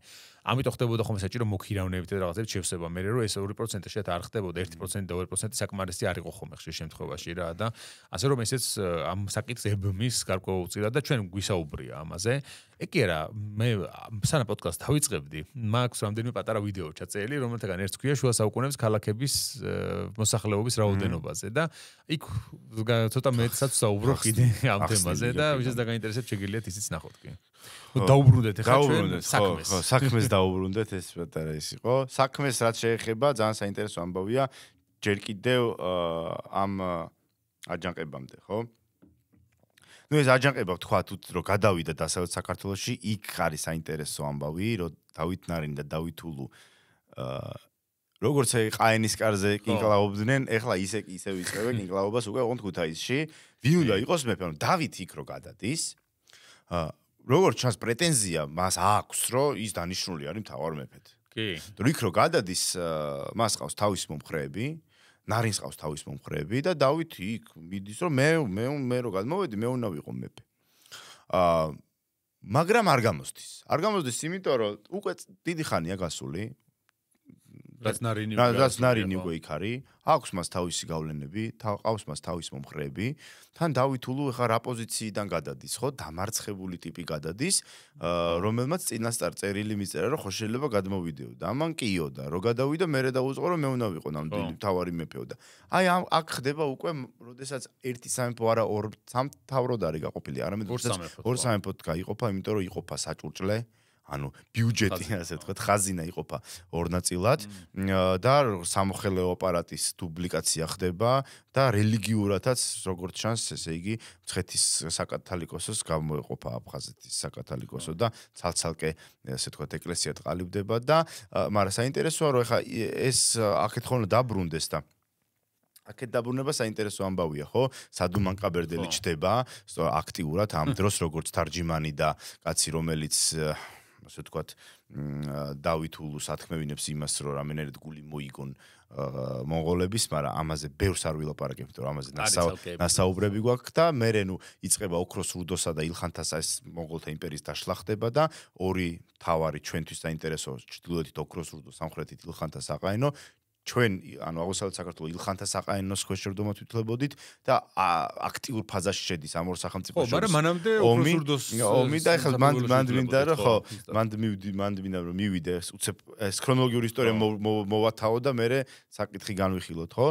და ანუ ბრუნდება, მოკლედ ილხანები პატიობენ დავითს ამ ყველაფერს, იმიტომ რომ სჭირდებათ დავითი როგორც მეფე და როგორც კაცი, რომელიც ჯარს გამოიყვანს მტრების წინააღმდეგ და ამიტომაც ნუ დაბრუნდება ის აღმოსავლეთში და აქედან მოყოლებული გვაქვს ჩვენ ორი სამეფო. მაგრამ ჯერ კიდევ აჯანყებამდე არის ძალიან საინტერესო პიროვნება, ძალიან საინტერესო ამბავი და ეს არის მესტუმრე ჯიქური. ხო? რომელიც 50-იან წლებში, 40-50-იან წლებში იყო დავითის, მარჯვენა ხელი. და ამ დროს უნდა ვახსენოთ თავისუფლად დავითის მეუღლე, ჯიგდა ხათუნი, რომელიც არის მონღოლი დიდებულის ქალი, ისე რა ქვია, ქალიშვილი. ეს როგორც ჩანს, იქ ყოფნის დროს შეირთო ცოლად. შეიძლება გარკვეულწილად ამით გულიც მოიგო მონღოლებისა, ან პირიქით, როცა მას უპირატესობა მისცეს მონღოლებმა. შემდგომში დააქორწინეს კიდევ სასაპატიო ქორწინებაც მოხდა მაშინ. და ეს საკმაოდ გავლენიანი ქალია. და თბილისიდან, აი შეიძლება თქვი, ხო, ბათო-ყაენი, რომელიც ოქროს ურდოს ჩამომყალიბებლად ითვლება და არის კიდეც, მიიწვევს თავისთან დავით ულუს. რატო და რისთვის არ ვიცით. ვიცით რომ მიიწვია და სხვათა შორის ჯამთახსრელი ხას უსვავს იმას რომ ისეთ პატივით მიიღო დავითიო ეგრეო არავინ არ მიუღიაო და ისეთ რაღაცეები აკეთებინა მის საუფლება რომ გაეკეთებინა აი მონღოლური ტრადიციებით რასაც მარტო ყაენებისთვის იყო დასაშვებიო დავითიც ამას აკეთებდა ხა გულის მოგებას სტილს ხო და სავარაუდოდ არ ხო შეიძლება ეს არის ის რომ ილხანებსა და ოქროს ურდოს შორის ნელ-ნელა ურთიერთობა იძაბება და საჭიროა მისთვის კავკასიაში რაღაცა მისი გავლენა და მისი მოკავშირეობა შეიძლება, თუმცა ეხა ეს ჩვენ ზუსტად არ ვიცით, მაგრამ საინტერესო არის რომ მიდის დავით ულუ ვის უტოვებს აქაურობას. ის აქაურობას უტოვებს სამართავად თავის დედოფალს ჯიგდა ხათუნს და მესტუმრე ჯიქურს და კიდევ ერთ სიტყვი აქვს. აქედანაც ჩანს რომ 1259 წელს არის დავით ნარინი გადასული, იმიტომ რომ თუ დავით ულუ მიდის, დავით ნარინი დარჩებოდა აქ და არ დასჭირდებოდა არც მესტუმრე ჯიქური და არც ჯიგდა ხათუნი აქ სამართავად დასატოვებლად, ხო? მაგრამ ეს მოხდა. ან შეიძლება დავით ნარინიც მიეწვია ყაენს. ან შეიძლება დავით ნარინიც მიეწვია, ხო, მაგრამ დავით ნარინი ცალკე ალაგებს თვითონ ოქროს ურდოსთან ურთიერთობებს, ჩვენ მე ვხედავთ რომ ის ოქროს ურდოს მოკავშირეა ილხანებთან ომში, იმიტომ რომ ილხანებს აქ გავლენა არ აქვს, მაგრამ ეხა აქ ძალიან საინტერესო ამბავი, ხო ეს ვინ არის ეს მესტუმრე ჯიქური? ასე მესტუმრე რა თანამდებობაა, ხო? როგორც წესი მეფეს მერე პირველი პირი დავით აღმაშენებელი და მოყოლებული არის ციგნობა რთოხუცესი. ადმინისტრაციულ საკითხებში განსაკუთრებით და თან ჭყონდიდეს დაემატა მერე რელიგიური და როგორც წესი ეს არის ხოლმე რო რამე აი სიტყვაზე ვიზახი რა დავითი რო სადმე წასულიყო დავით აღმაშენებელი დატოვებდა გიორგი ციგნობა რთოხუცეს ჭყონდილას სამართავად. მაგრამ დავით ულუ ტოვებს მესტუმრე ჯიქურს. ეს მესტუმრე რა არის? მესტუმრე არის სასახლეში მოხელე, რომელიც აი იღებს ელჩებს. არ არის თლად სავაზიროს ძალიან მაღალი თანამდებობა რა. როგორც არის მანდატურ თუხუცესის მეოთხე რანგის მოხელეა, ხო? შესაბამისად დაბალი რანგის მოხელეა, მაგრამ ძალიან საინტერესოა რომ როგორ მევიდა აქამდე. ჯამთახსრელი ამბობს რომ სხვა არაფერი თვისება არ გააჩნდა გარდა იმისა რომ იყო მეფის დიდი ერთგულიო. ხა სხვა არაფერი თვისებაში მე ვფიქრობ არ უნდა ვიგულისხოთ მისი მართლა უნარები და სკილები. აქ მაინც მე გულისხმობ იმას, რომ წარმომავლობაზე შეიძლება არის ხაზგასმა, რომ ხო, თან არცად არ არის დაკონკრეტებული წარმომავლობის კაცია. უბრალოდ მესტუმრე ჯიქური. მორჩა ან რომელი საფეოდალოდან არის, ან ვისი ვასალია, არ არის, არ ვიცით საერთოდ არაფერი. უბრალოდ რომ მეფის ერთგულია. და სწორედ ამ მეფის ერთგულებით მიაღწია ამხელა გავლენას. და როგორც ჩანს, დედოფალთანაც აქვს კარგი ურთიერთობა, იმიტომ რომ ამ ორს რაღაც ტანდემში ტოვებს რა, ჯიგდა ხათუნს და მესტუმრე ჯიქურს და აი ძალიან საინტერესო ამბავი იხლართება ეხლა ამის გარშემო. მაგრამ სანამ ხო ეხლა მესტუმრე ჯიქური როცა დატოვა, მან ესე იგი ეს უნდა მიიღოს სხვებისგანაც ცნონ რომ ხო შენ ხარ მეფის დატოვებული კაცი, შენ გემორჩილებით და ყველამ ესე გააკეთა ერთი კაცის გარდა. ეს არის თორღვა პანკელი, რომელიც პანკისში გამაგრდება და იტყვის რომ მე არ მაინტერესებს არავინ. და თან როგორ ასაგნიშნავს რომ მან მიიჩნიაო რომ მეფეო არ დაბრუნდება. დავითულ რადგან იქ წავიდა, მან ჩათვალა რომ ეს იქიდან დაბრუნებელი აღარ არის, არ ვიცი რატო და შეიძლება ეგონა რომ რაღაც ცუდად დაიბარა იმან ეს. შეიძლება ხო. საყვედურისთვის და რაღაცა და გამაგდა პანკისში და მართლა არ ვიცი რა მოტივი აქვს, რას აპირებს. კახეთის მეფობა უნდა, პანკისის მეფობა უნდა თუ უცნაური, ანუ რა გეგმა აქვს. მაგრამ მოქმედებაზე, როდესაც მე ჩამოვა მეფე. ანუ იმას რო გონია მეფე ჩამოვა თბილისში და აღმოაჩენს რომ ეს თორღვა პანკელი არის პანკისში გამაგრებული და არ ცდობს ფაქტობრივად სამეფო ხელისუფლებას. და მისი რეაქცია რო გაიგო რომ მეფე ჩამოვიდა, ანუ მის მე რაც გაწირა ფაქტობრივად იქ იფიქრა რომ მორჩა მოგდა. ძალიან საინტერესო იქნება რა რეაქცია ქონდა მართლა რომ უთხრეს რომ ისა ბატონო თორღვა მეფე დაბრუნდა და ამის რეაქცია რა არის, ხო? ნუ შეიძლება კარგ მეგობრებაში არ ჩავარდებოდა, მაგრამ მოქმედება სადავებს ხელში იღებს ისევ მესტუმრე ჯიქური. რომ ამან რაღაცა მეფე თქვენ შეწუხდეთ ბატონო, მე მივხედავ ამ კაცო. და ორნი არიან, ხო? ეს ხორნაბუჯელი ვიღაცა, ასევე რაღაცა ფეოდალი, ხორნაბუჯის ციხის ფლობელი და ეს მესტუმრე ჯიქური იწყებენ, ასე ვთქვათ, მოლაპარაკებებს თორღვასთან. მოლაპარაკებებს უფრო წარმართავს ეს ხორნაბუჯელი, რომელიც ეუბნება რომ ჩაგვბარდი რა, ანუ აზრი აღარ აქვს არაფერს და თორღვამ უთხრა, რომ ალავერდში ჩავიდეთო.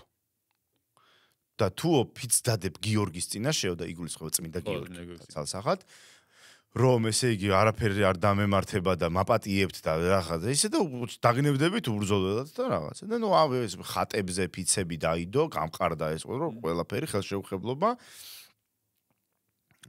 და მაშინ თორღვაც გამოდის ყრის იარაღს, ასე ვთქვათ და გამოდის. მაგრამ ამ ფიცმა არ იმუშავა, ხორნაბუჯელმა შეიპროექტშენი თორღვა და მიგვარეს მესტუმრე ჯიქურს, რომელმაც მერე როგორ წერია, რომ კლდეკარში წაიყვანაო და იქიდან გადმოაგდესო.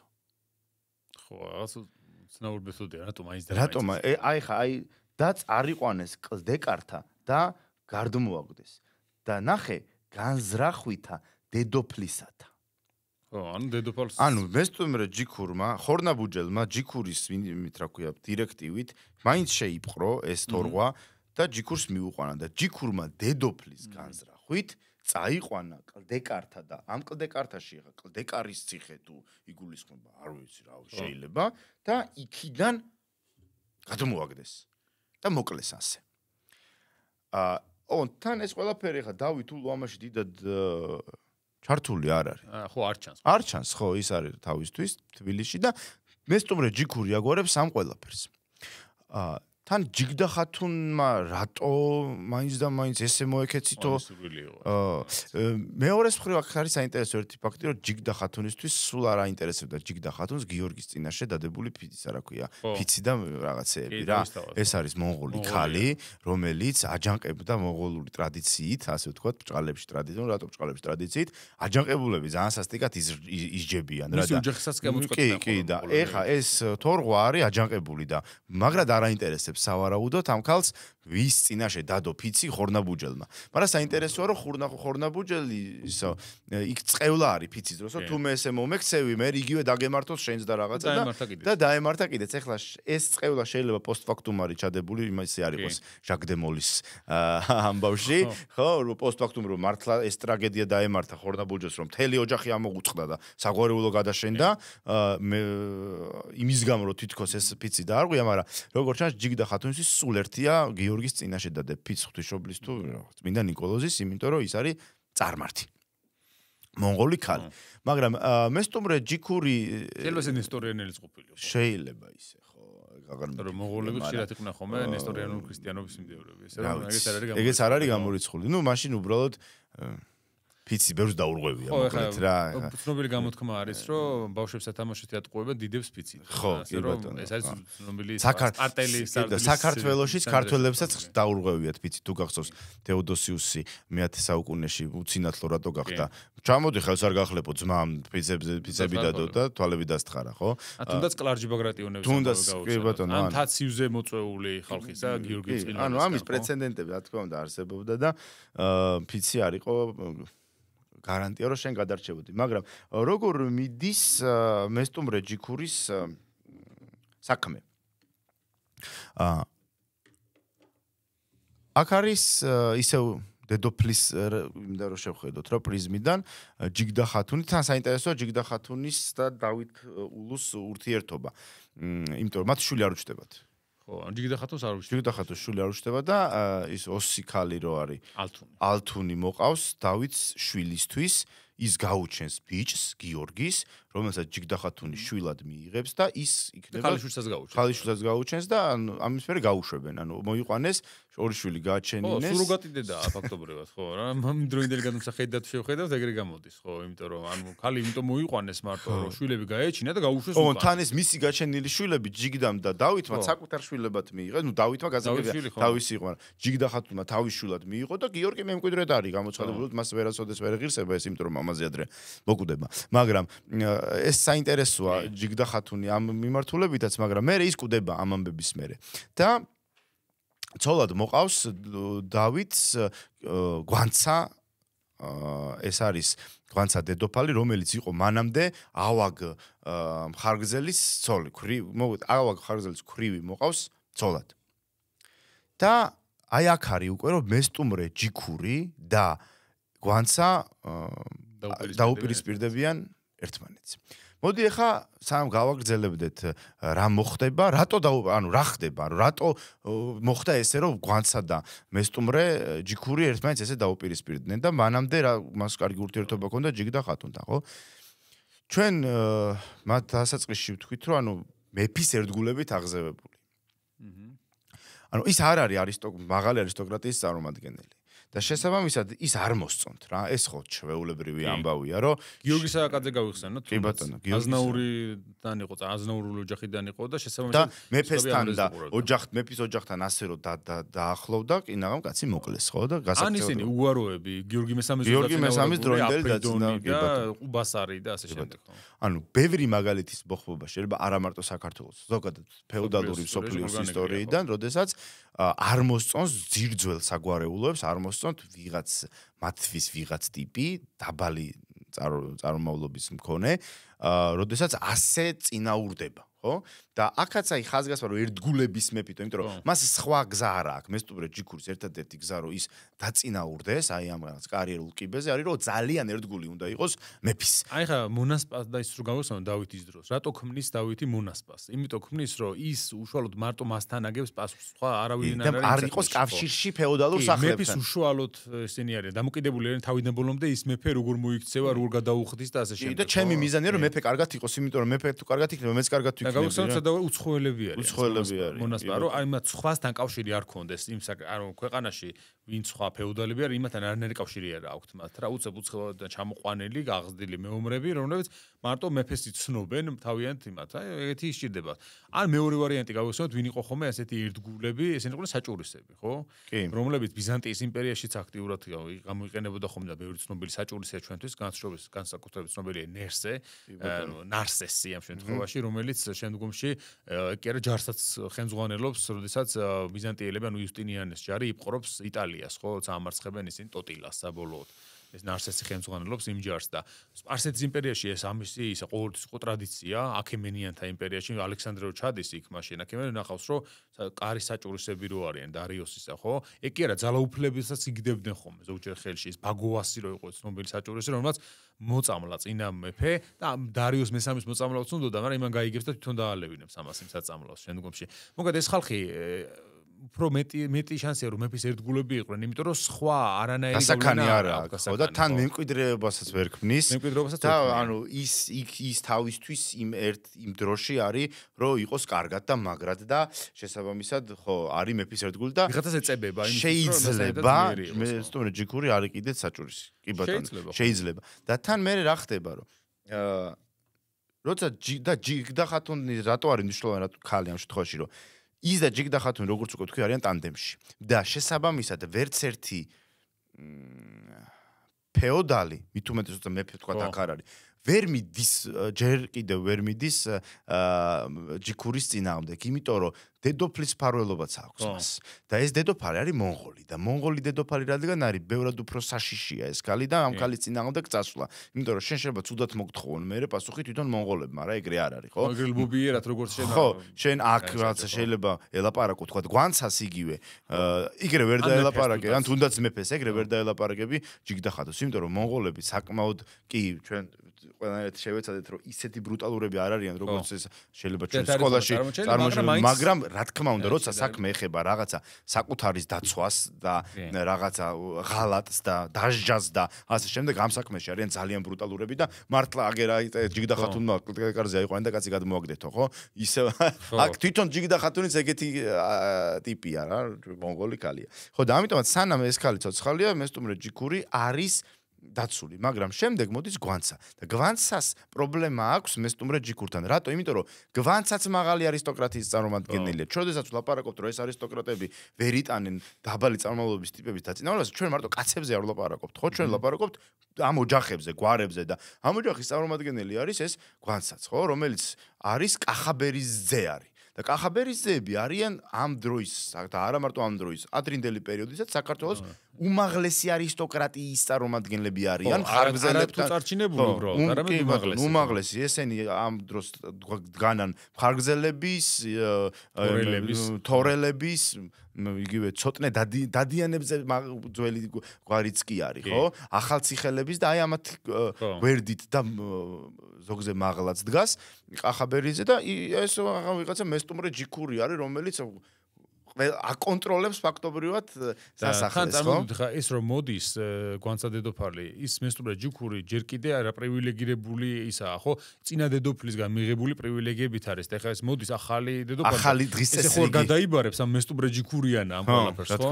აშკარად მათ შორის რაღაც და ხო ახალი დღის წესრიგია თან ესეც და ეს ჩანს მე რომ ისინი რა ქვია ორბელები მაგალითად სუმბატო უნდა ვთქვათ რომ ეხა გიორგი მესამის შემდეგ ნაწილი ორბელებისა გადარჩა რომელმაც აღიდგინეს რეაბილიტაცია მოხდა ორბელების ეს ზოგადად რა არის იცი ეს ტენდენცია არის რომ ხშირად აღნიშნავს ხოლმე მემატიანო ეს გვარი გაანადგურეს ამოშანთეს ეს მაგრამ რაღაც დროს მე ჩდებიან ხო იმიტომ რომ ყველა არ ხდება ანუ ხდება მათი რეაბილიტაცია ხო სრულად განადგურება მთელი საგვარეულოს არსეთი შტორო არ გადარჩეს საკმაოდ ისეთი საქმე და აი სუმბატო ორბელიანი არის რეაბილიტირებული ორბელიანი ასე ვთქვათ რომელიც აი წყაროში ზანგარ გვანცასთან აქვს პრობლემა და ბრახ ჩდება უცებ სუმბატ ორბელიანი რომელიც ამბობს ჯიქურზე რომ ისო დაუკავშირდა ჰულაგუსო და მოხიბლულია მისი მოკლედ განდგომა უნდა მეფისგანო დავით ულუსგან განდგომა უნდაო განდგომა დააბრალა მესტუმრე ჯიქურს ორბელმა ხო და აქაც ანუ ის ერთადერთი რაღაცა ბერკეტი ჯიქურის პოზიციისა, ორი ბერკეტი ქონდა, დედოფალი და მეფის ერთგულება. დედოფალი მოკვდა და დარჩენილი იყო მეფის ერთგულება და აქ დაარტყეს პირდაპირ, რომ დავით არ არის ეგ შენი ერთგული, იმიტომ რომ ეხლა იქ რაღაც წერილებს აგზავნის ელაპარაკება მონღოლებს და მონღოლებთან უნდა წასვლა საერთოდ. და მეფე რა მოიმოქმედა, ხო? და ეს მეფეს ახასიათებს. ბას ის რა ქვია, ჩვენ მერეც ვნახავთ, რომ მეფე არის მარტივად დამყოლიაო რა, დავით ულუზი არის ნათქვამი. ფიცხი და მარტივად დამყოლი, რომ ეუნება ეგრევე იჯერებსო რა. და ეს სიუჟეტი არის ძალიან მაგარი, მესტუმრე ჯიქურის ამბავი, ხო? რომ სასახლეშია მეფე გასქერის ტყურის ხეობას, ხო? და მოიყვანენ მესტუმრე ჯიქურს მასთან შეიყვანენ და ისე რომ ეს არც კი ამოიღებს ხმას, არც შეხედავს, ანიშნებს რომ გადააგდეთო და გადააგდებენ წყალში და მოკლავენ ჯიქურს. და დილით ხალხი არის გაოგნებული, რომ პოულობენ ჯიქურის გვამს.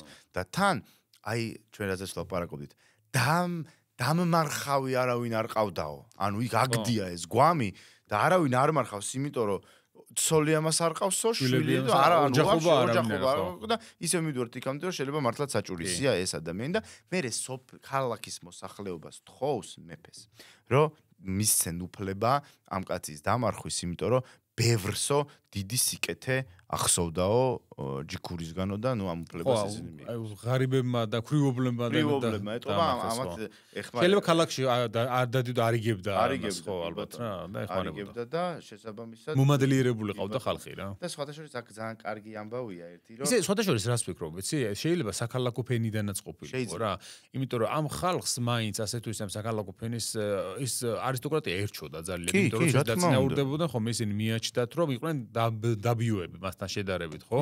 აი თუნდაც მეფეები ზოგჯერ როცა ისინი ძლავრობდნენ ფეოდალები, ამათ ეყრდნობოდნენ ხოლმე ქალაქის მოსახლეობას. ამ პერიოდში საკმაოდ ლოგიკურია, რომ მეფეს ყავდეს ეგეთი, იმიტომ რომ მეფის ხელისუფლება არც ძლიერი. ხო.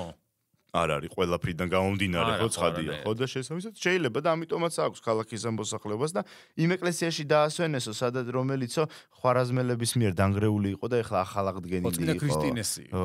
ხო და ამიტომ იქ დაასვენეს და მერე დამარხეს მოკლედ ქალაქი. იცი რა, ეს წარმომავლობა თუნდაც შეიძლება მესტუშლი და ხელს, რომ მესტუმრედან სხვა მაღალ სავაზირო თანამდებობაზე ასულიყო. შეიძლება აი ეს წარმომავლობა რაღაცნაირად ზღუდავდა, სადამდე შეიძლება და მისულიყო ამ. რეალ დე ფაქტო ხელისუფლება ქონდა სერიოზული, მაგრამ დე იურე ასე ვთქვათ, უფრო ზემოთ ვერადიოდა, იმიტომ რომ არ იყო მაღალი არისტოკრატიის წარმომადგენელი.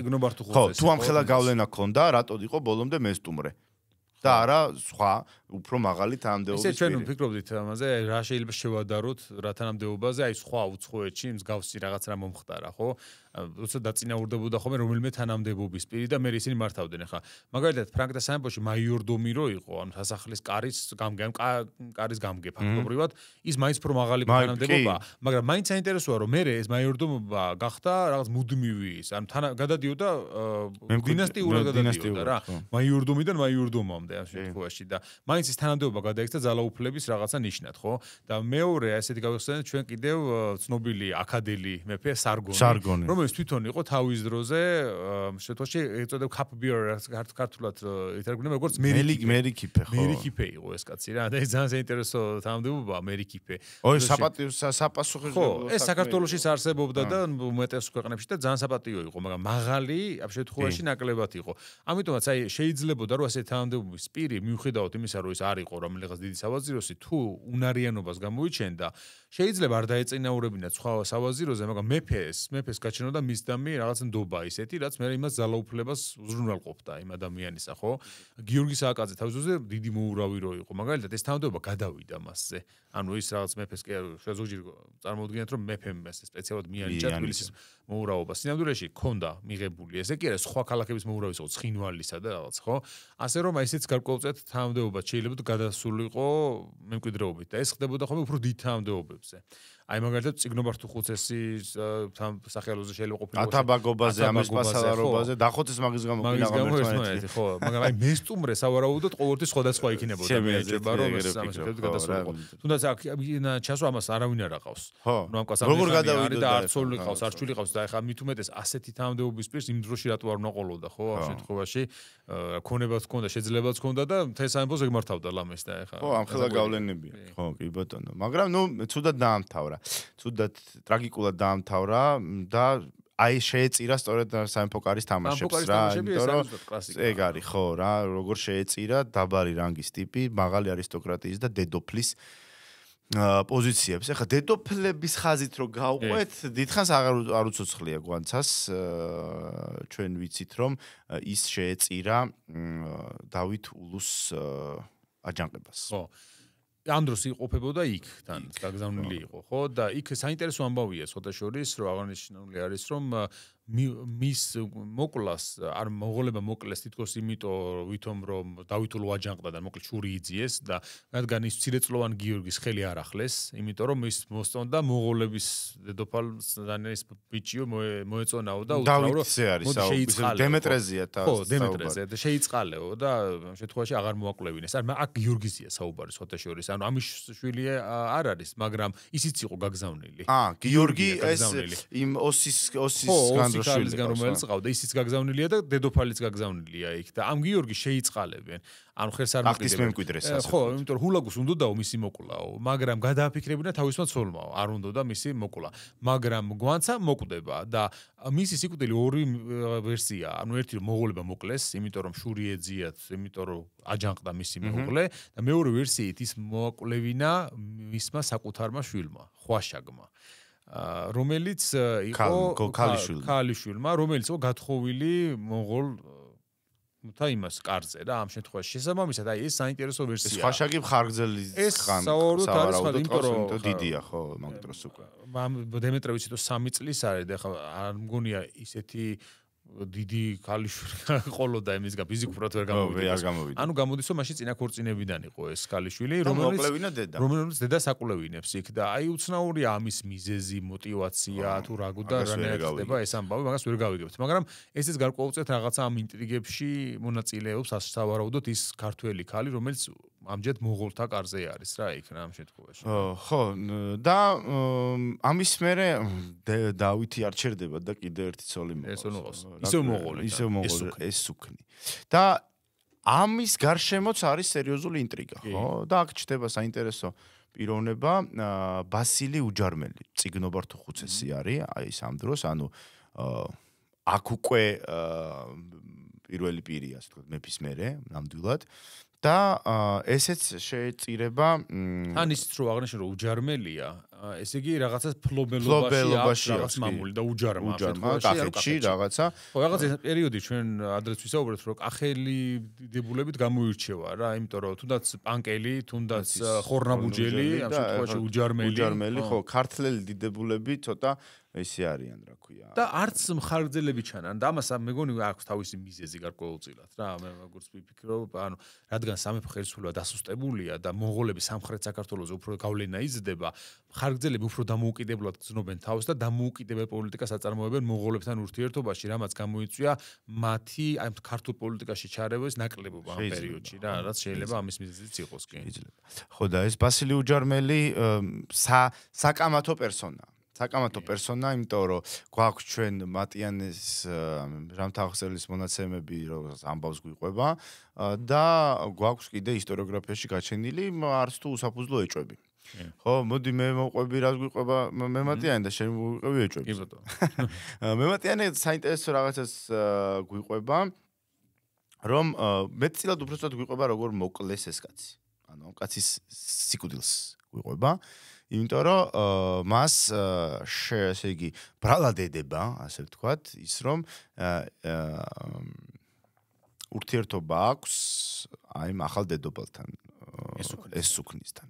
ნუ ურთიერთობა აქვს გასაგები არასაც გულისხმობ, ხო? ნუ რომანი აქვთ, მოკლედ რომ ვთქვა, და გაიზიარებს სარეცელს, ასე ვთქვათ და ამას გააგებინებენ დავითს და აქ არის რომ დავითი მარტივად იჯერებდაო და თან ლიტონი იყო და გაუსამართლებლადო არც გადაუმოწმებლად და გაუსამართლებლად ესე იგი ძელზე გაასმევინებს ამ კაცს და ესე კვდება და მე საინტერესო ამბავია მოგვიანებით როდესაც უკვე დავით ულუ გარდაიცვლება 1270 წელს 70 წელს გიორგი მოკვდება 70 წელს დავით ულუ ისინი აიკიდებენ სავარაუდოდ დიზინტერიას სიბაზე დგომისას და სიბაც ეს არის სასანგრო რაღაცა ზღუდეა ილხანებსა და იმებს შორის ოქროსროდოს შორის სადაც ვალდებულება აქვს ქართველებს მორიგეობის გლეხიდან დაწყებული მეფით დამთავრებული და იქ ნუ გასაგები ხარ ხო არა მარტო სამხედრო სამსახური შენებლობა მონაწილეობა და ყველაფერი რომ გაემაგრებინათ ის უნდა ყოფილიყო გამაგრებული და ეს იყო გასაგები ხარ რა საინტერესო მდგომარეობა იქნებოდა იქ და ნუ რასაგებია რომ ყოველთვის ჯარში საერთოდ დიზენტერი იყო ჯარის ყველაზე დიდი მტერი მე-20 საუკუნემდე რა და იქ დაავადდა და ნუ მოკვდა ეს არის ერთი ვერსია მაგრამ ჟამთახვწერელი გვეუბნება რომ არსებობს მეორე ვერსიაც მის სიკვდილის ეს მიყვარს ჟამთახვწერელის ვერსიებს როგორ გვაძლევს რომ სწორედ მისმა მეუღლემ დედოფალმა მოწამლა დავითი და ამით მან შური იძლია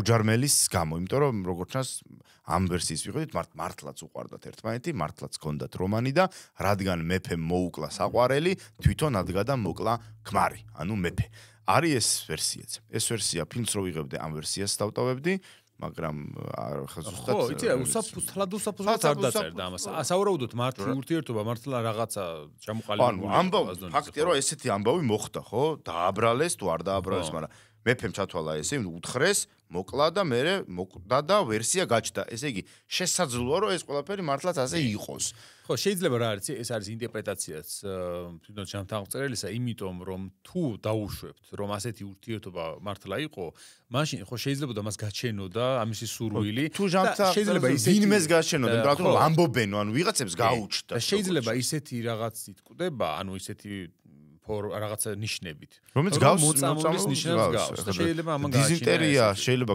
ანუ ის რაღაცა დიზინტერია იმით ის მოკვდა ხო ამ შემთხვევაში უფრო ტიპით მუცლის ტიპი ასე აღნიშნული გიორგიზე ამ შემთხვევაში ხო და შესაბამისად ეხა ეგეთ დაავადებებს ხო მოწამვლის შეიძლება ის კონდეს ფორმა მე არ ვიცი ეხა მაღაზია ალბათ ექიმი უკეთესად იტყვის მაგრამ ფაქტია რომ გაჩნდა მაგრამ ეს არ არის საკმარისი ამიტომაც გაჩნდა ისტორიოგრაფიაში მე საინტერესო ეს ეჭვები ხო იმიტომ რომ არსებობს ამ პერიოდის სიგელი რომელშიც საეკლესიო პირები ანუ მოითხოვენ რომ მათ მიმართ პოლიტიკა შეიცვალოს. იმიტომ რომ ეს პოლიტიკა იყო ის რომ მიწების ჩამორთმევა ეკლესიისათვის, ხო? და რატო გაჩნდა საჭიროება საეკლესიო მიწების სახელმწიფო ქონებაში გადმოსვლისა? იმიტომ რომ მონღოლები აწესებენ გადასახადებს, ამ გადასახადების გადახდა ქართველებს უჭირთ საკმაოდ. და თანაც გავითვალეს რომ ეს გადასახადი არ ეხება ყველას. მათ შორის არ ეხება ეკლესიას, ანუ ეს საეკლესიო მიწები თავისუფლად ზოგადად მარტო რელიგიურ მუსლიმებს არ აქვს მნიშვნელობა მონღოლები რელიგიურ იმებს ორგანიზაციებს ასე ვთქვათ არ აკისრებენ გადასახადს კი ეს თავისუფლად შორის სხვა დამპრობლემების შემთხვევაში ასე იყო ხოლმე რა ეკლესია ძალკე არ ეხდიდა ხოლმე გადასახადს და ამიტომაც რადგან საეკლესიო ქონება ძალიან დიდი იყო მიწების ამ შემთხვევაში ხო ის მიწების გამოყენება შესაძლებელი იყო იმის რომ ეს ნატურალური სახით მე ეს გადასახადში გამოიყენებინათ რომ გადაეხადათ და შემსუბუქებინათ მდგომარეობა ხო იმიტომ რომ არსებობს ასეთი წესიგელები რომელშიც წერია რომ ეკლესიას მოუწოდებენ კონკრეტულ ეპისკოპოსებს და შემდეგ რომ ძალიან უავიწროებთო გლეხებსო თორემ აიყრებიანო ისინიო და იცლებაო რა მოსახლეობისგან რომ რაღაც ადგილები ხა თავისთავად გლეხსია დამფუძნებული მთელი ეკონომიკა. იმიტომ რომ აგრარული ეკონომიკა, ანუ არის სამეურნეო ეკონომიკა. მაგიტომ იგივე იქ სიბაზე დგომის გამოც იყო ხოლმე, რომ მიწა იყო ტვირთია. თუ მანამდე მიწა იყო სიმდიდრის წყარო, ეხლა არის ტვირთი, იმიტომ რომ მიწა მარტო მიწა რა თმინდა ეხლა მე ხوار უჩაკუნებ იქ თოხს გლეხი მჭირდება და ის გლეხი თუ სიბაზეა წასული რამდენიმე თვე ვინ უნდა ხო ან გადასახადების სიმისგან ხო ან რა ვიცი ან იქ ოქროს ბერქა შემოვიდა, მოაოხრა და ხალხი დახოცა, ხო?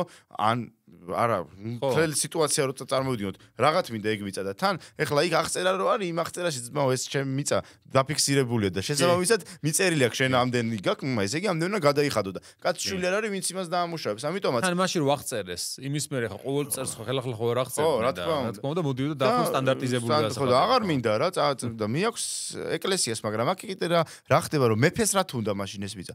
მეფის ძალაუფლება დამოკიდებულია იმაზე, რამხელა მიწის ფონდი აქვს.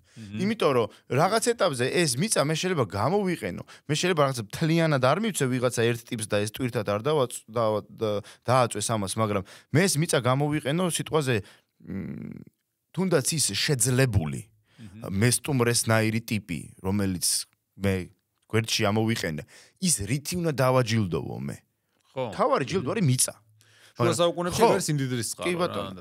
ეს მიწა და სიმდიდრის და სტატუსის უკვე შენ მიწიანი როცა ხარ ეს პირველი ნაბიჯია რომ შენ ფეოდალურ არისტოკრატიაში შეერიო. ნუ თუ ეხარ გადაგაგდეს იმიდან რა ქვია აივნიდან რა შესაქმე იცი ეს მეფის უფლება რომ მას ეკუთვნის რეალურად თელი გამოწირვა ამიტომ ეუბნება ეკლესია რომ სიგელი დაამტკიცეო რომ მე ეს გაჭირდეს ანუ იურიდიულად დაამტკიცე ისე რომ უკან ვერ წაიღო რა ხო და მეფეს ჭირდება ეგ მიწები ამისთვის რომ თვითონ ძლიერად იგრძნოს თავი და ამ როგორც ჩანს საეკლესიო მიწებზე და არის საუბარი და არის ვარაუდი ხო რომ ესე იგი იდეის ავტორი ამ ამბავში არის ბასილი უჯარმელი. ვინაიდან იქ ამ სიგეში მოხსენიებული არის რომ იქ არ არის დასახელებული სახელი სხვათა შორის. აი ეს ხო ვერ გავუდგა. ხო, ეს ამცნაურია. ამდენი წერეს და სახელი არ დაწერეს. ხო, მაგრამ მეფის წინაშე აშავებენ საეკლესიო პირები ისინი ამბობენ რომ შენ რო არ იყავიო რაღაც პერიოდიო სამეფოში. შენ მიწებს ხო ამას ევალებოდაო ქვეყნის მართვაო. ანუ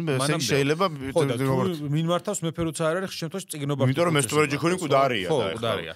და შესაბამისად გამოდის რომ ეს კაცი უნდა ყოფილიყო, იმიტომ რომ ეს ხო წიგნომართო ხუცეს მაგ პერიოდში და ისევ ცუდად მართავდაო. შენ მიწებს აგიოხრაო მიწები, გაგიუბედურაო ყველაფერი ეს 1000 რაღაცა ამ შემთხვევაში შეეწერა და შემდგომში ივანე ჯავახიშვილი მიიჩნევდა რომ ეს უნდა ყოფილიყო ბასილი უჯარმელი, რომელმაც ეს მიწის რეფორმის იდეა შემოიტანა, რომ დაებრუნებინა სახელმწიფოს მიწები და გამოყენებული ყოფილიყო ეს მეფის მიხედვით, ხო რა პოლიტიკას მეფე ამ შემთხვევაში უნდოდა ეს მიწები დაერიგებინა ფეოდალებისთვის და გაეძლიერებინა ისინი თუ ამ შემთხვევაში გამოიყენება იმისთვის რომ მე აქ ვინც იქნებოდა პოტენციურად დაემუშავებინა და ის ხო გადაიხდიდა გადასახადს უკვე განსხვავებით ეკლესიისგან, იმიტომ რომ ეკლესია იმ დაამუშავებდა თუ არ დაამუშავებდა მიწას არ გადაიხდიდა. თან ეს მიწა რომ მოაქვს მეფეს მიწა მოაქვს გლეხიანა სავარაუდოდ ხო მარტო მიწა არ მოაქვს ხო იმიტომ რომ სავარაუდოდ გლეხიანა მოაქვს და ესე იგი იქ რაღაცა ჩდება.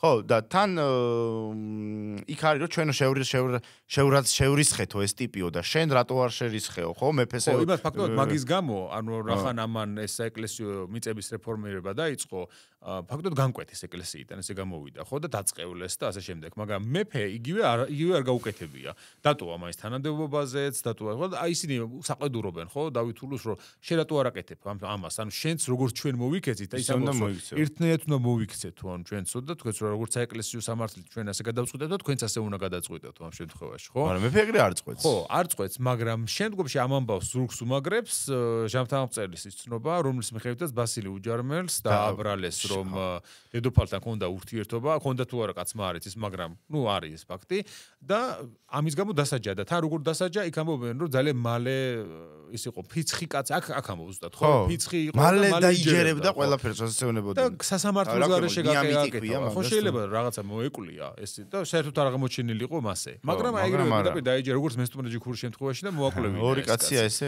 ხო დაუფიქრებდათ ეს ჭორი თუ ამბავი ვინ მიუტანა და ხო ეხლა რომ ესე რომ და იცი აქ რა შესაქმე ივანე ჯავახიშვილი ეკნომას რომ დაინტერესებული ჯგუფი ვინ იყო რომ ეს კაცი თავიდან მოეშორებინა და ნახეს რომ მეფე მიუხედავად მათ მიერ მისი ეკლესიიდან განკვეთისა მეფე მას არ სჯის და რა ვქნათ როგორ დავასჯევინოთ და ცოლთან იყო მაგაზე ეთეს მიზეზი რა უნდა იყოს ეგ არის და თან როგორც ეს იცნობენ დავითის პიროვნებას იციან დავითის ხასიათი რომ ეხა ამას ეტყვიან ის გაგიჟდება და ამას თუ გახსოვს აი თუნდაც ჩვენ ვახსენეთ ქაიხოსროს როცა უთხრეს რომ დავით ულუსთან ქონდა ურთიერთობა მის სორს თამარს ხო უცებ დაიჯერა იმანაც შევიდა და ნუ იყო თუ როგორი თემაა ეხა ეს ცოლქურ ურთიერთობის თემაში დედოფალი ხალი ღალატობს იქ ცხელ გულზე მაგას რო გეტყვიან რა იცი ხო რა გაგიჟდება კაცი ხარ რა და გაგიჟდება და მაგის გამოკვლევა ხა მაშინ არც ზედვილი იქნებოდა. კამერას დავუყენებ. რო რა ლაპარაკა ხა кайხოს რომ მეორემ რა ალაპარაკა დავითი რა დაუჯე რა. მაინც შეიძლებოდა მაგის დადგენა ალბათ რა, თუნდაც იმით რომ ამ სტორებს დაადევნებდა რაღაცა და დააკვირდებოდა იმათ საქმიანობას ხო რა. სურვილის შემთხვევაში შეიძლებოდა ხო რომ საერთოდ არ გაემჟღერებინა ეს და შეეხედა ერთი რა ხდება რა შეასაკა. თუმცა აი თუნდაც ეს ამბავი არის თუ არა რეალური ბასილ უჯარმეს თუ ქონდა მართლა ასეთი იდეა მიწების ესეთი ფორმირებისა ეს ძალიან საინტერესო ფაქტი არის რა იმიტომ რომ შუა საუკუნეებში ზოგადად ეკლესიასა და სახელმწიფოს ურთიერთობის ერთ-ერთი ფაქტორი არის ესეც იმიტომ რომ ეკლესიაც არის ფეოდალური ორგანიზმია ფაქტობრივად რომელიც ფლობს მიწებს ქონებას ამ შემდეგ ხო და თანამედროვე ძალიან დიდარი იმიტომ რომ იმიტომ ის არის ხდის გადასახადებს შესაბამისად ძალიან გაძლიერებულიც არის და თანაც მათ არ უნდათ ამ პრივილეგიების დაკარგვა. ეკი არა დავით ულუს ადანაშაულებენ იმაში რომ შენ რა გურ გვართმევა მიწებს როცა ამირა ჯაფარი იყო მართველიო თბილისშიო. იმასაც კი არ წაურთმევიაო მიწები ჩვენთვისო რა. მაგრამ ხა ის არ არის გათვალისწინებული რომ მონღოლურ გადასახადები არიდოთ მაშინ მეფეებს. ხო კი ბატონო. თუმცა ხო ანუ ამიტომაც ეს ივან ჯავახიშვილის ეს ვერსია საკმაოდ საინტერესოა და სავსებით შესაძლებელია რომ მასეც იყოს მაგრამ ნუ მაინც ეს არის ვერსია და იმიტომ რომ წყარო საშუალებას არ გვაძლევს რომ დეტალურად ამაზე ვისაუბროთ მაგრამ რა ხდება ამ დროს დასავლეთ საქართველოში რა შეემთხვა დავით ნარენს იმიტომ რომ ისიც რომ გადავიდა დამკვიდრდა იქით და რაღაცა მონღოლურსთვის თითქოს მოწყდა რაღაცა თვალსაზრისით იმიტომ რომ იქ ვინც გადავიდოდა ხოლმე თავს გადაირჩენდა გარკვეულწილად იმიტომ რომ ლიხის ქედი კარგად იცავდა იქაურობას ხო და საინტერესო ის არის რომ აი ერთხელ იყო იმას ვუყურებდი Kings and Generals-ის ვიდეოს მონღოლთა იმპერიაზე და ინტროში არის რომ ესე იგი ამ პატარა მონღოლეთის უშუალოდ ტომიდან რომ ეს წითლდება მთელი იპყრობს და მოდის და იქით ჩინეთში ჩავიდა და აქეთ დასავლეთით წამოვიდა ხარაზმი გამოიარა ირანში შემოვიდა ერაყი საქართველო და ამ დიდ წითელ რუკაზე თეთრად არის დასავლეთ საქართველო. და მე გამიკვირდა, იმიტომ რომ რუკებში ხშირად საქართველოს ისე მიაფერადებენ ხოლმე მარტო მონღოლებზე კი არა, ზოგადად რა ყველა იმპერიაზე რომ როგორ ვითომ წარაფერი, მაგრამ ამ ხალხმა ეს დასავლეთ საქართველოს დატოვა თეთრად, ანუ იმ სივრცეც სადაც მონღოლები არ იყვნენ და ეს გასაგებია, იმიტომ რომ იმ დინარებით ჩვენ რაც ვილაპარაკეთ 2 წელი გამოდის მაშინ ესე თქვა მეფეების ჩამოსვლის მერე 2 წელია თანამმართველობა და 49-დან ის არის ცალკე და დავით ნარინი იყენებს მის მდგომარეობას იყენებს იმას რომ ლიხის ქედი და მისი ეს დასავლეთ საქართველოში ყოფნა მას იცავს ესეთი ინტენსიური თავდასხმებისგან და ფაქტობრივად ანტი-ილხანურ პოლიტიკას ატარებს უკავშირდება ოქროს ურდოს უკავშირდება ეგვიპტეს და იფარებს ილხანთა საყაიოდან გამოქცეულ ტიპებს თოღუდანი და ღალღური და ვიღაცეები რო იყვნენ რომელსაც ეხმარება ყაენის წინააღმდეგ ომში და ნუ ბევრი ამბავია მომიცა და ეს ღალღური დაგჭირდება საინტერესო კაცია რომელიც ნუ მოკლედ რომ ვთქვათ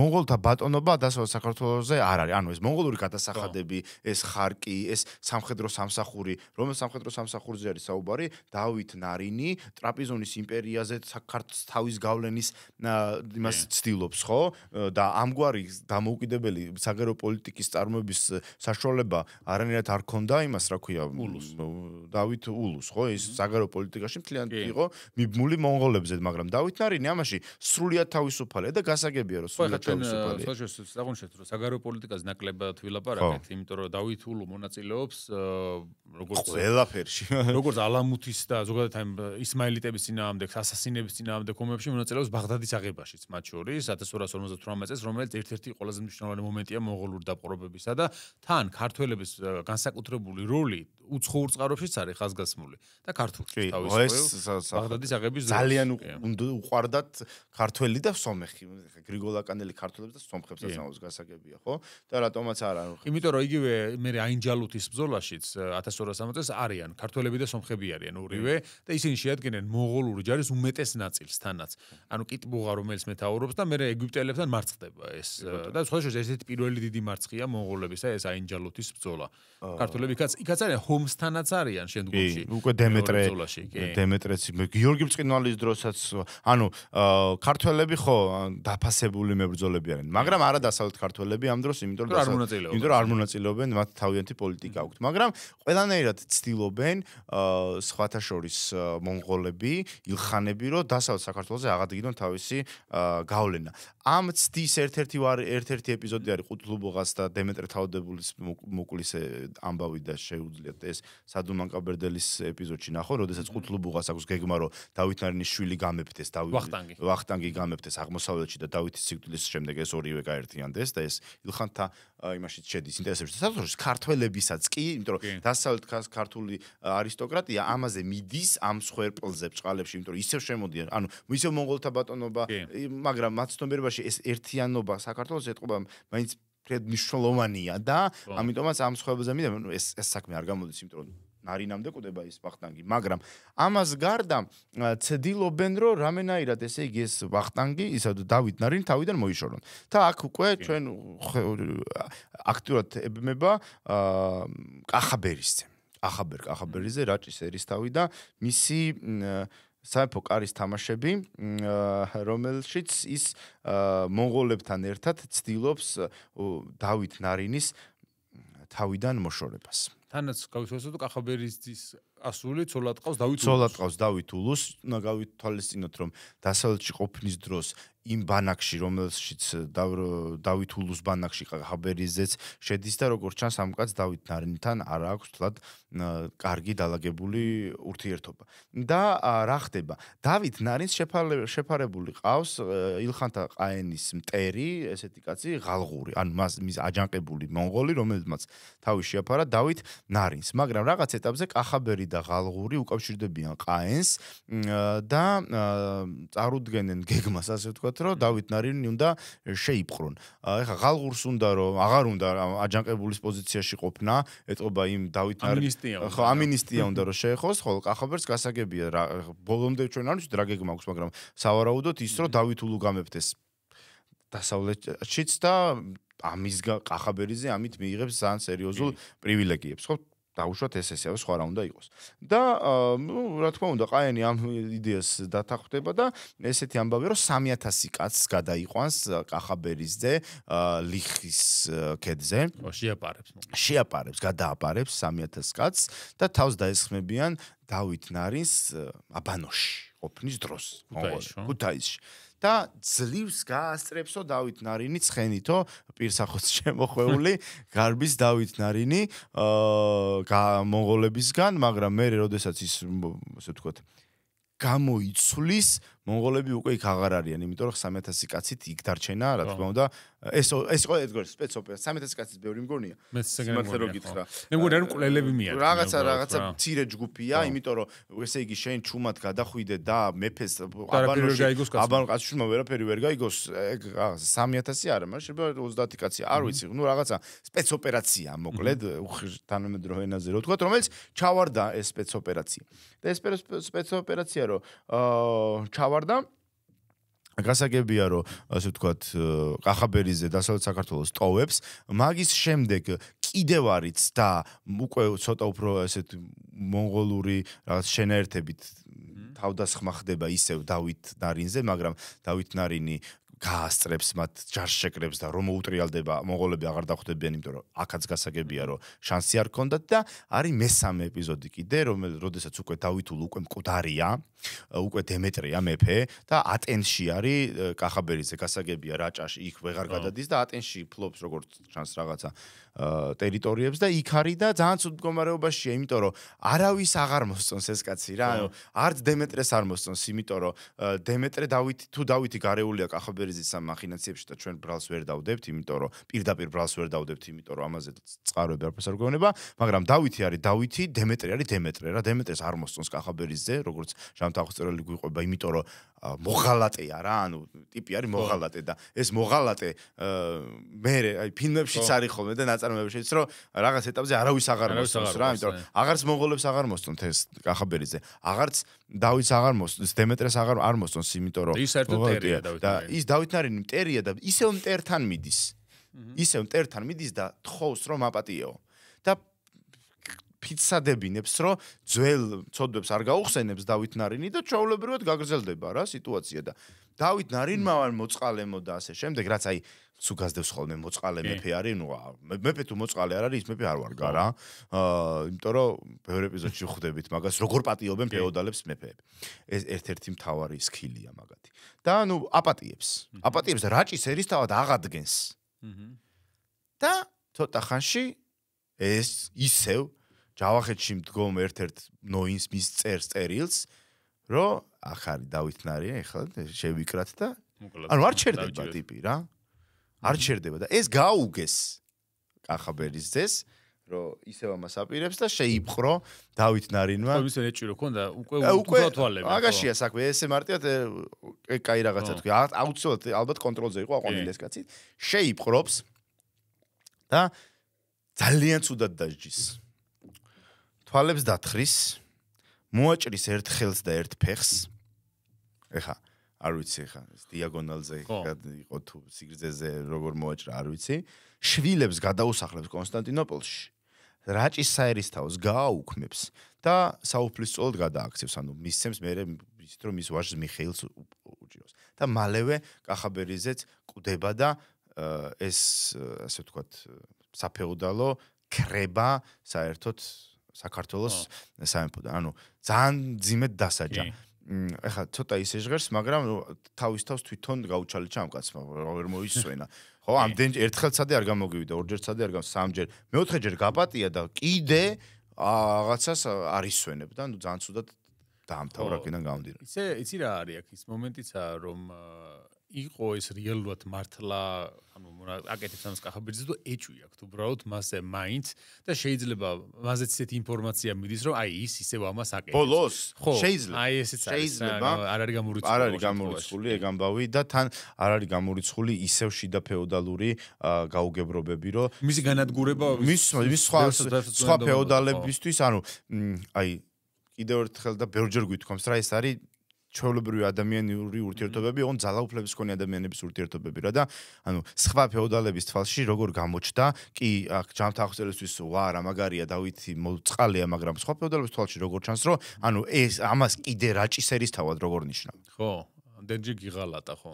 თან რაჭის ერისთავობა, ანუ ეს მაღალი ამბავია და ანუ ვიღაცა არის მართლა ერთგული მეფის, რომელიც ბევრად პატარა რაღაცის მფლობელია და ეს ტიპი უყურებს როგორ ინიშნება ისევ ძველ დიდებაში როგორ ამაღლდება რა და შეიძლება ჩვეულებრივი კონსპირაციაა და ეგეთი გაგიჟებულიც არ იყო ეს კაცი და ესეთი რაღაცა რავი რა გინდა რა თან უკვე რისიში მიღწევაღა გინდა ანუ რასიზამ დემეტრეს არ მოსწონხარ მონღოლებს არ მოსწონხარ კაი ეს ნარინი მოაკვლევინე რომელსაც შვილები ყავს რას აკეთებ ანუ შენ ხდები მეფე ეგეც არ მგონია ხო, რაღაც კონსპირაციაში ესაა და შეიძლება ამ კონსპირაციაში მოყვა და შეეწირა კიდეც მაგ ამბავს რა.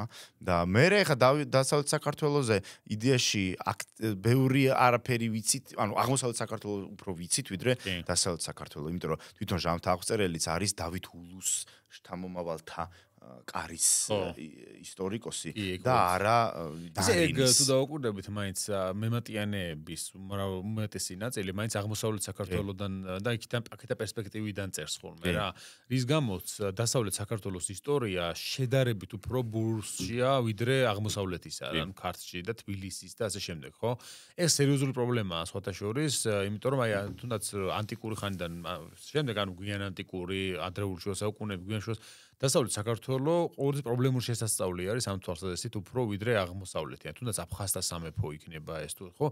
ქართველთა სამეფოზე გაცილებით მეტი ვიცით ვიდრე აფხაზთა სამეფოზე იგივე მაგალითად, ხო? შესაბამისად აი ესეც გარკვეულწილად მოქმედებს იმაზე, აი რომ ჩვენ ბევრს ვერაფერს საუბრობთ ხოლმე იმდენად, იმიტომ რომ წყაროები არც ისე ბევრის გასახანს გვაძლევენ. მიუხედავად იმისა, რომ რაღაც წყაროებია თქო უნდა ამაზე ხან გამოჩნდება რაღაც ახალი, ზოგჯერ შეიძლება იყოს დასავლური წყაროები, მაგალითად ბერძნებს ბიზანტიური იქნება ეს, იქნება იტალიური მათ შორის, იმიტომ რომ ვენეციელები და გენუელები არიან უკვე შავ ზღვაში, მე უკვე მე-13 საუკუნის მერე და თავისთავად იქ ისინი წერენ ამის შესახებ, იგივე ურთიერთ კაფაში რო ჩადიან ქართველი ვაჭრები, ასე შემდეგ. აი ბოლო პერიოდში ძალიან აქტუალური გახდა სხვადასხვა ეს საკითხი. და რამდენიმე ახალი წყაროც შემოვიდა რა ხმარებაში განსაკუთრებით გენუელებთან ურთიერთობასთან დაკავშირებით და იგივე ქართველების ზღვაოსნობით დაინტერესებაზე რა სხვადასხვა აი ბექაჭი ჭინაძის ჰქონდა ამაზე რამდენიმე ესეთ საინტერესო წყაროზე მიგნება რომ აი გენუელებთან რა კავშირები აქვს ქართველებს რა რომ ამაზე ადრეც მახსოვს რამდენიმე ის იყო რომ იმიტომ რომ გენუელები ხა ესე ერთი არ ყოფილან ერთი დღით და ორი დღით აღმოსულები ისინი საუკუნე იყვნენ დამკვიდრებულები შავ ზღვაში ხო მე მაგალითად აი ცოტა ხნის წინ ჩვენ უნივერსიტეტს ეწვია იტალიელი პროფესორი ნეაპოლის უნივერსიტეტისა ვალერიო მასიმო მინალე რომელიც საუბრობდა თავის ლექციაზე გენუელების ინტერესებზე შავ ზღვაში ბათუმის გამოყენებაზე განსაკუთრებით ლოვატი რომელსაც უწოდებდნენ გენუელები და ის რომ როგორ ახალდნენ გენუელი ჯარისკაცები ხოლმე იმ ქარავნებს რომლებიც თავრიზიდან მოდიოდა ბათუმამდე და მე აქედან გადიოდა კაფაში და გენუელებს სხვა კოლონიაში და აქედან შესაბამისად ანუ ამ ხალხის არქივებში ნაწილებში შეშმენ აუცილებლად უნდა იყოს რაღაც ამ კუთხით და გამოყენებული უნდა იქნას დასავლეთ საქართველოს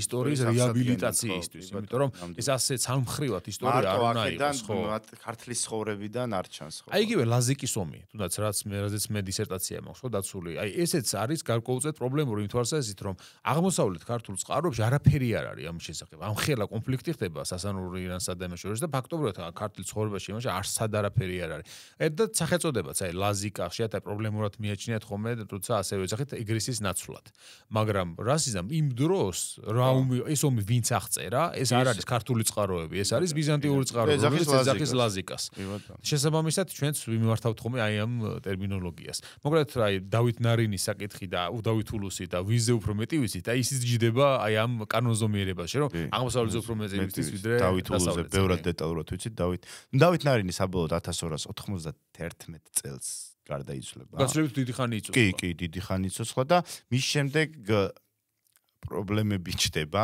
ქვეყანა ეშლება ფაქტობრივად. შვილებს შორის ხდება დაპირისპირება და დასავლეთ საქართველოში რამდენიმე მეფეა მერე სხვათა შორის და დემეტრეს მერე აღმოსავლეთ საქართველოშიც რამდენიმე მეფეა და რაღაც პერიოდში საქართველოში არის 5 მეფე, ანუ 5 ადამიანია, რომელიც მეფობს ასე ვთქვათ, თავს ეძახის მეფეს და ჩვენ ისე სადუმან კაბერდერზე ეპიზოდში დემეტრეს პერიოდი დავფარეთ, გარკვეულწილად, მაგრამ აი მის შემდგომ პერიოდზე თავისუფლად შეიძლება მერე ასეთი ის იმიტომ რომ ამდენი მეფეები ნიშნავს ბევრ ინტრიგებსაც და სამფუქარის თამაშებსაც კი. საშინაო დაპირისპირებებსაც, ხო? რა ვიცი, მე მგონი მეს ფიქრობ, რომ დავით ნარინი და დავით ულუ საშინაო ამბავში გასაკუთრებით დავფარეთ ხო ამ მასში ეპიზოდში. იცი რა ზოგადად ხანდახან არის ხოლმე რომ რაღაცა შეიძლება გამოგვიპაროს ხოლმე ამ მაგრამ ეს არის საუბარია და შესაბამისად საუბარში ხშირად ხდება ასეთი რამ და თუ რაიმე დაგვაკრდება მე კომენტარებში დავამატებ თან თქვენ მიგვითითებთ ამასთან დაკავშირებით, იმიტომ რომ ყურადღებიანი მსმენელი ზოგჯერ ამჩნევს ხოლმე რაღაცას. ხო, რა თქმა უნდა, იმიტომ რომ კარგია. ხო, რაც ძალიან კარგია თავისთავად და სხვების მერე ნახავენ და გაიგებენ თუ რამე სამხრივ არის, რა თქმა უნდა, ესეთი საკითხი. მადლობა სტუმრობისთვის.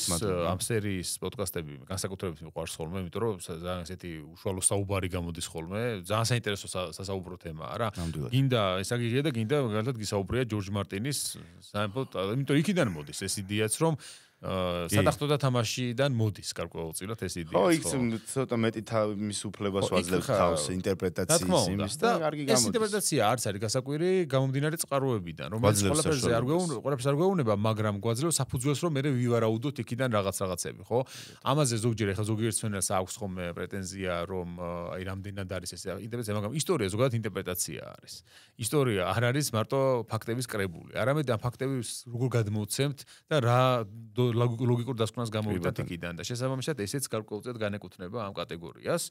მომავალ ეპიზოდისთვის ჩვენ ალბათ ამ როცა ამას გავაგზავნებთ, ვიყავთ აი ბევრ მეფობამდე, რომელიც დაიწყო დემეტრე თავდადებულის მონღოლთა იმპერიაში მოკვლის შემდეგ, ანუ იმ ხანში მოკვლის შემდეგ. ახლა კი დაგემშვიდობებით მომავალ ეპიზოდამდე, არ დაგავიწყდეთ წარე პოდკასტის არხის გამოწერა და ვიდეოების მოწონება. მომავალ შეხვედრამდე მსმენელო. ნახვამდის.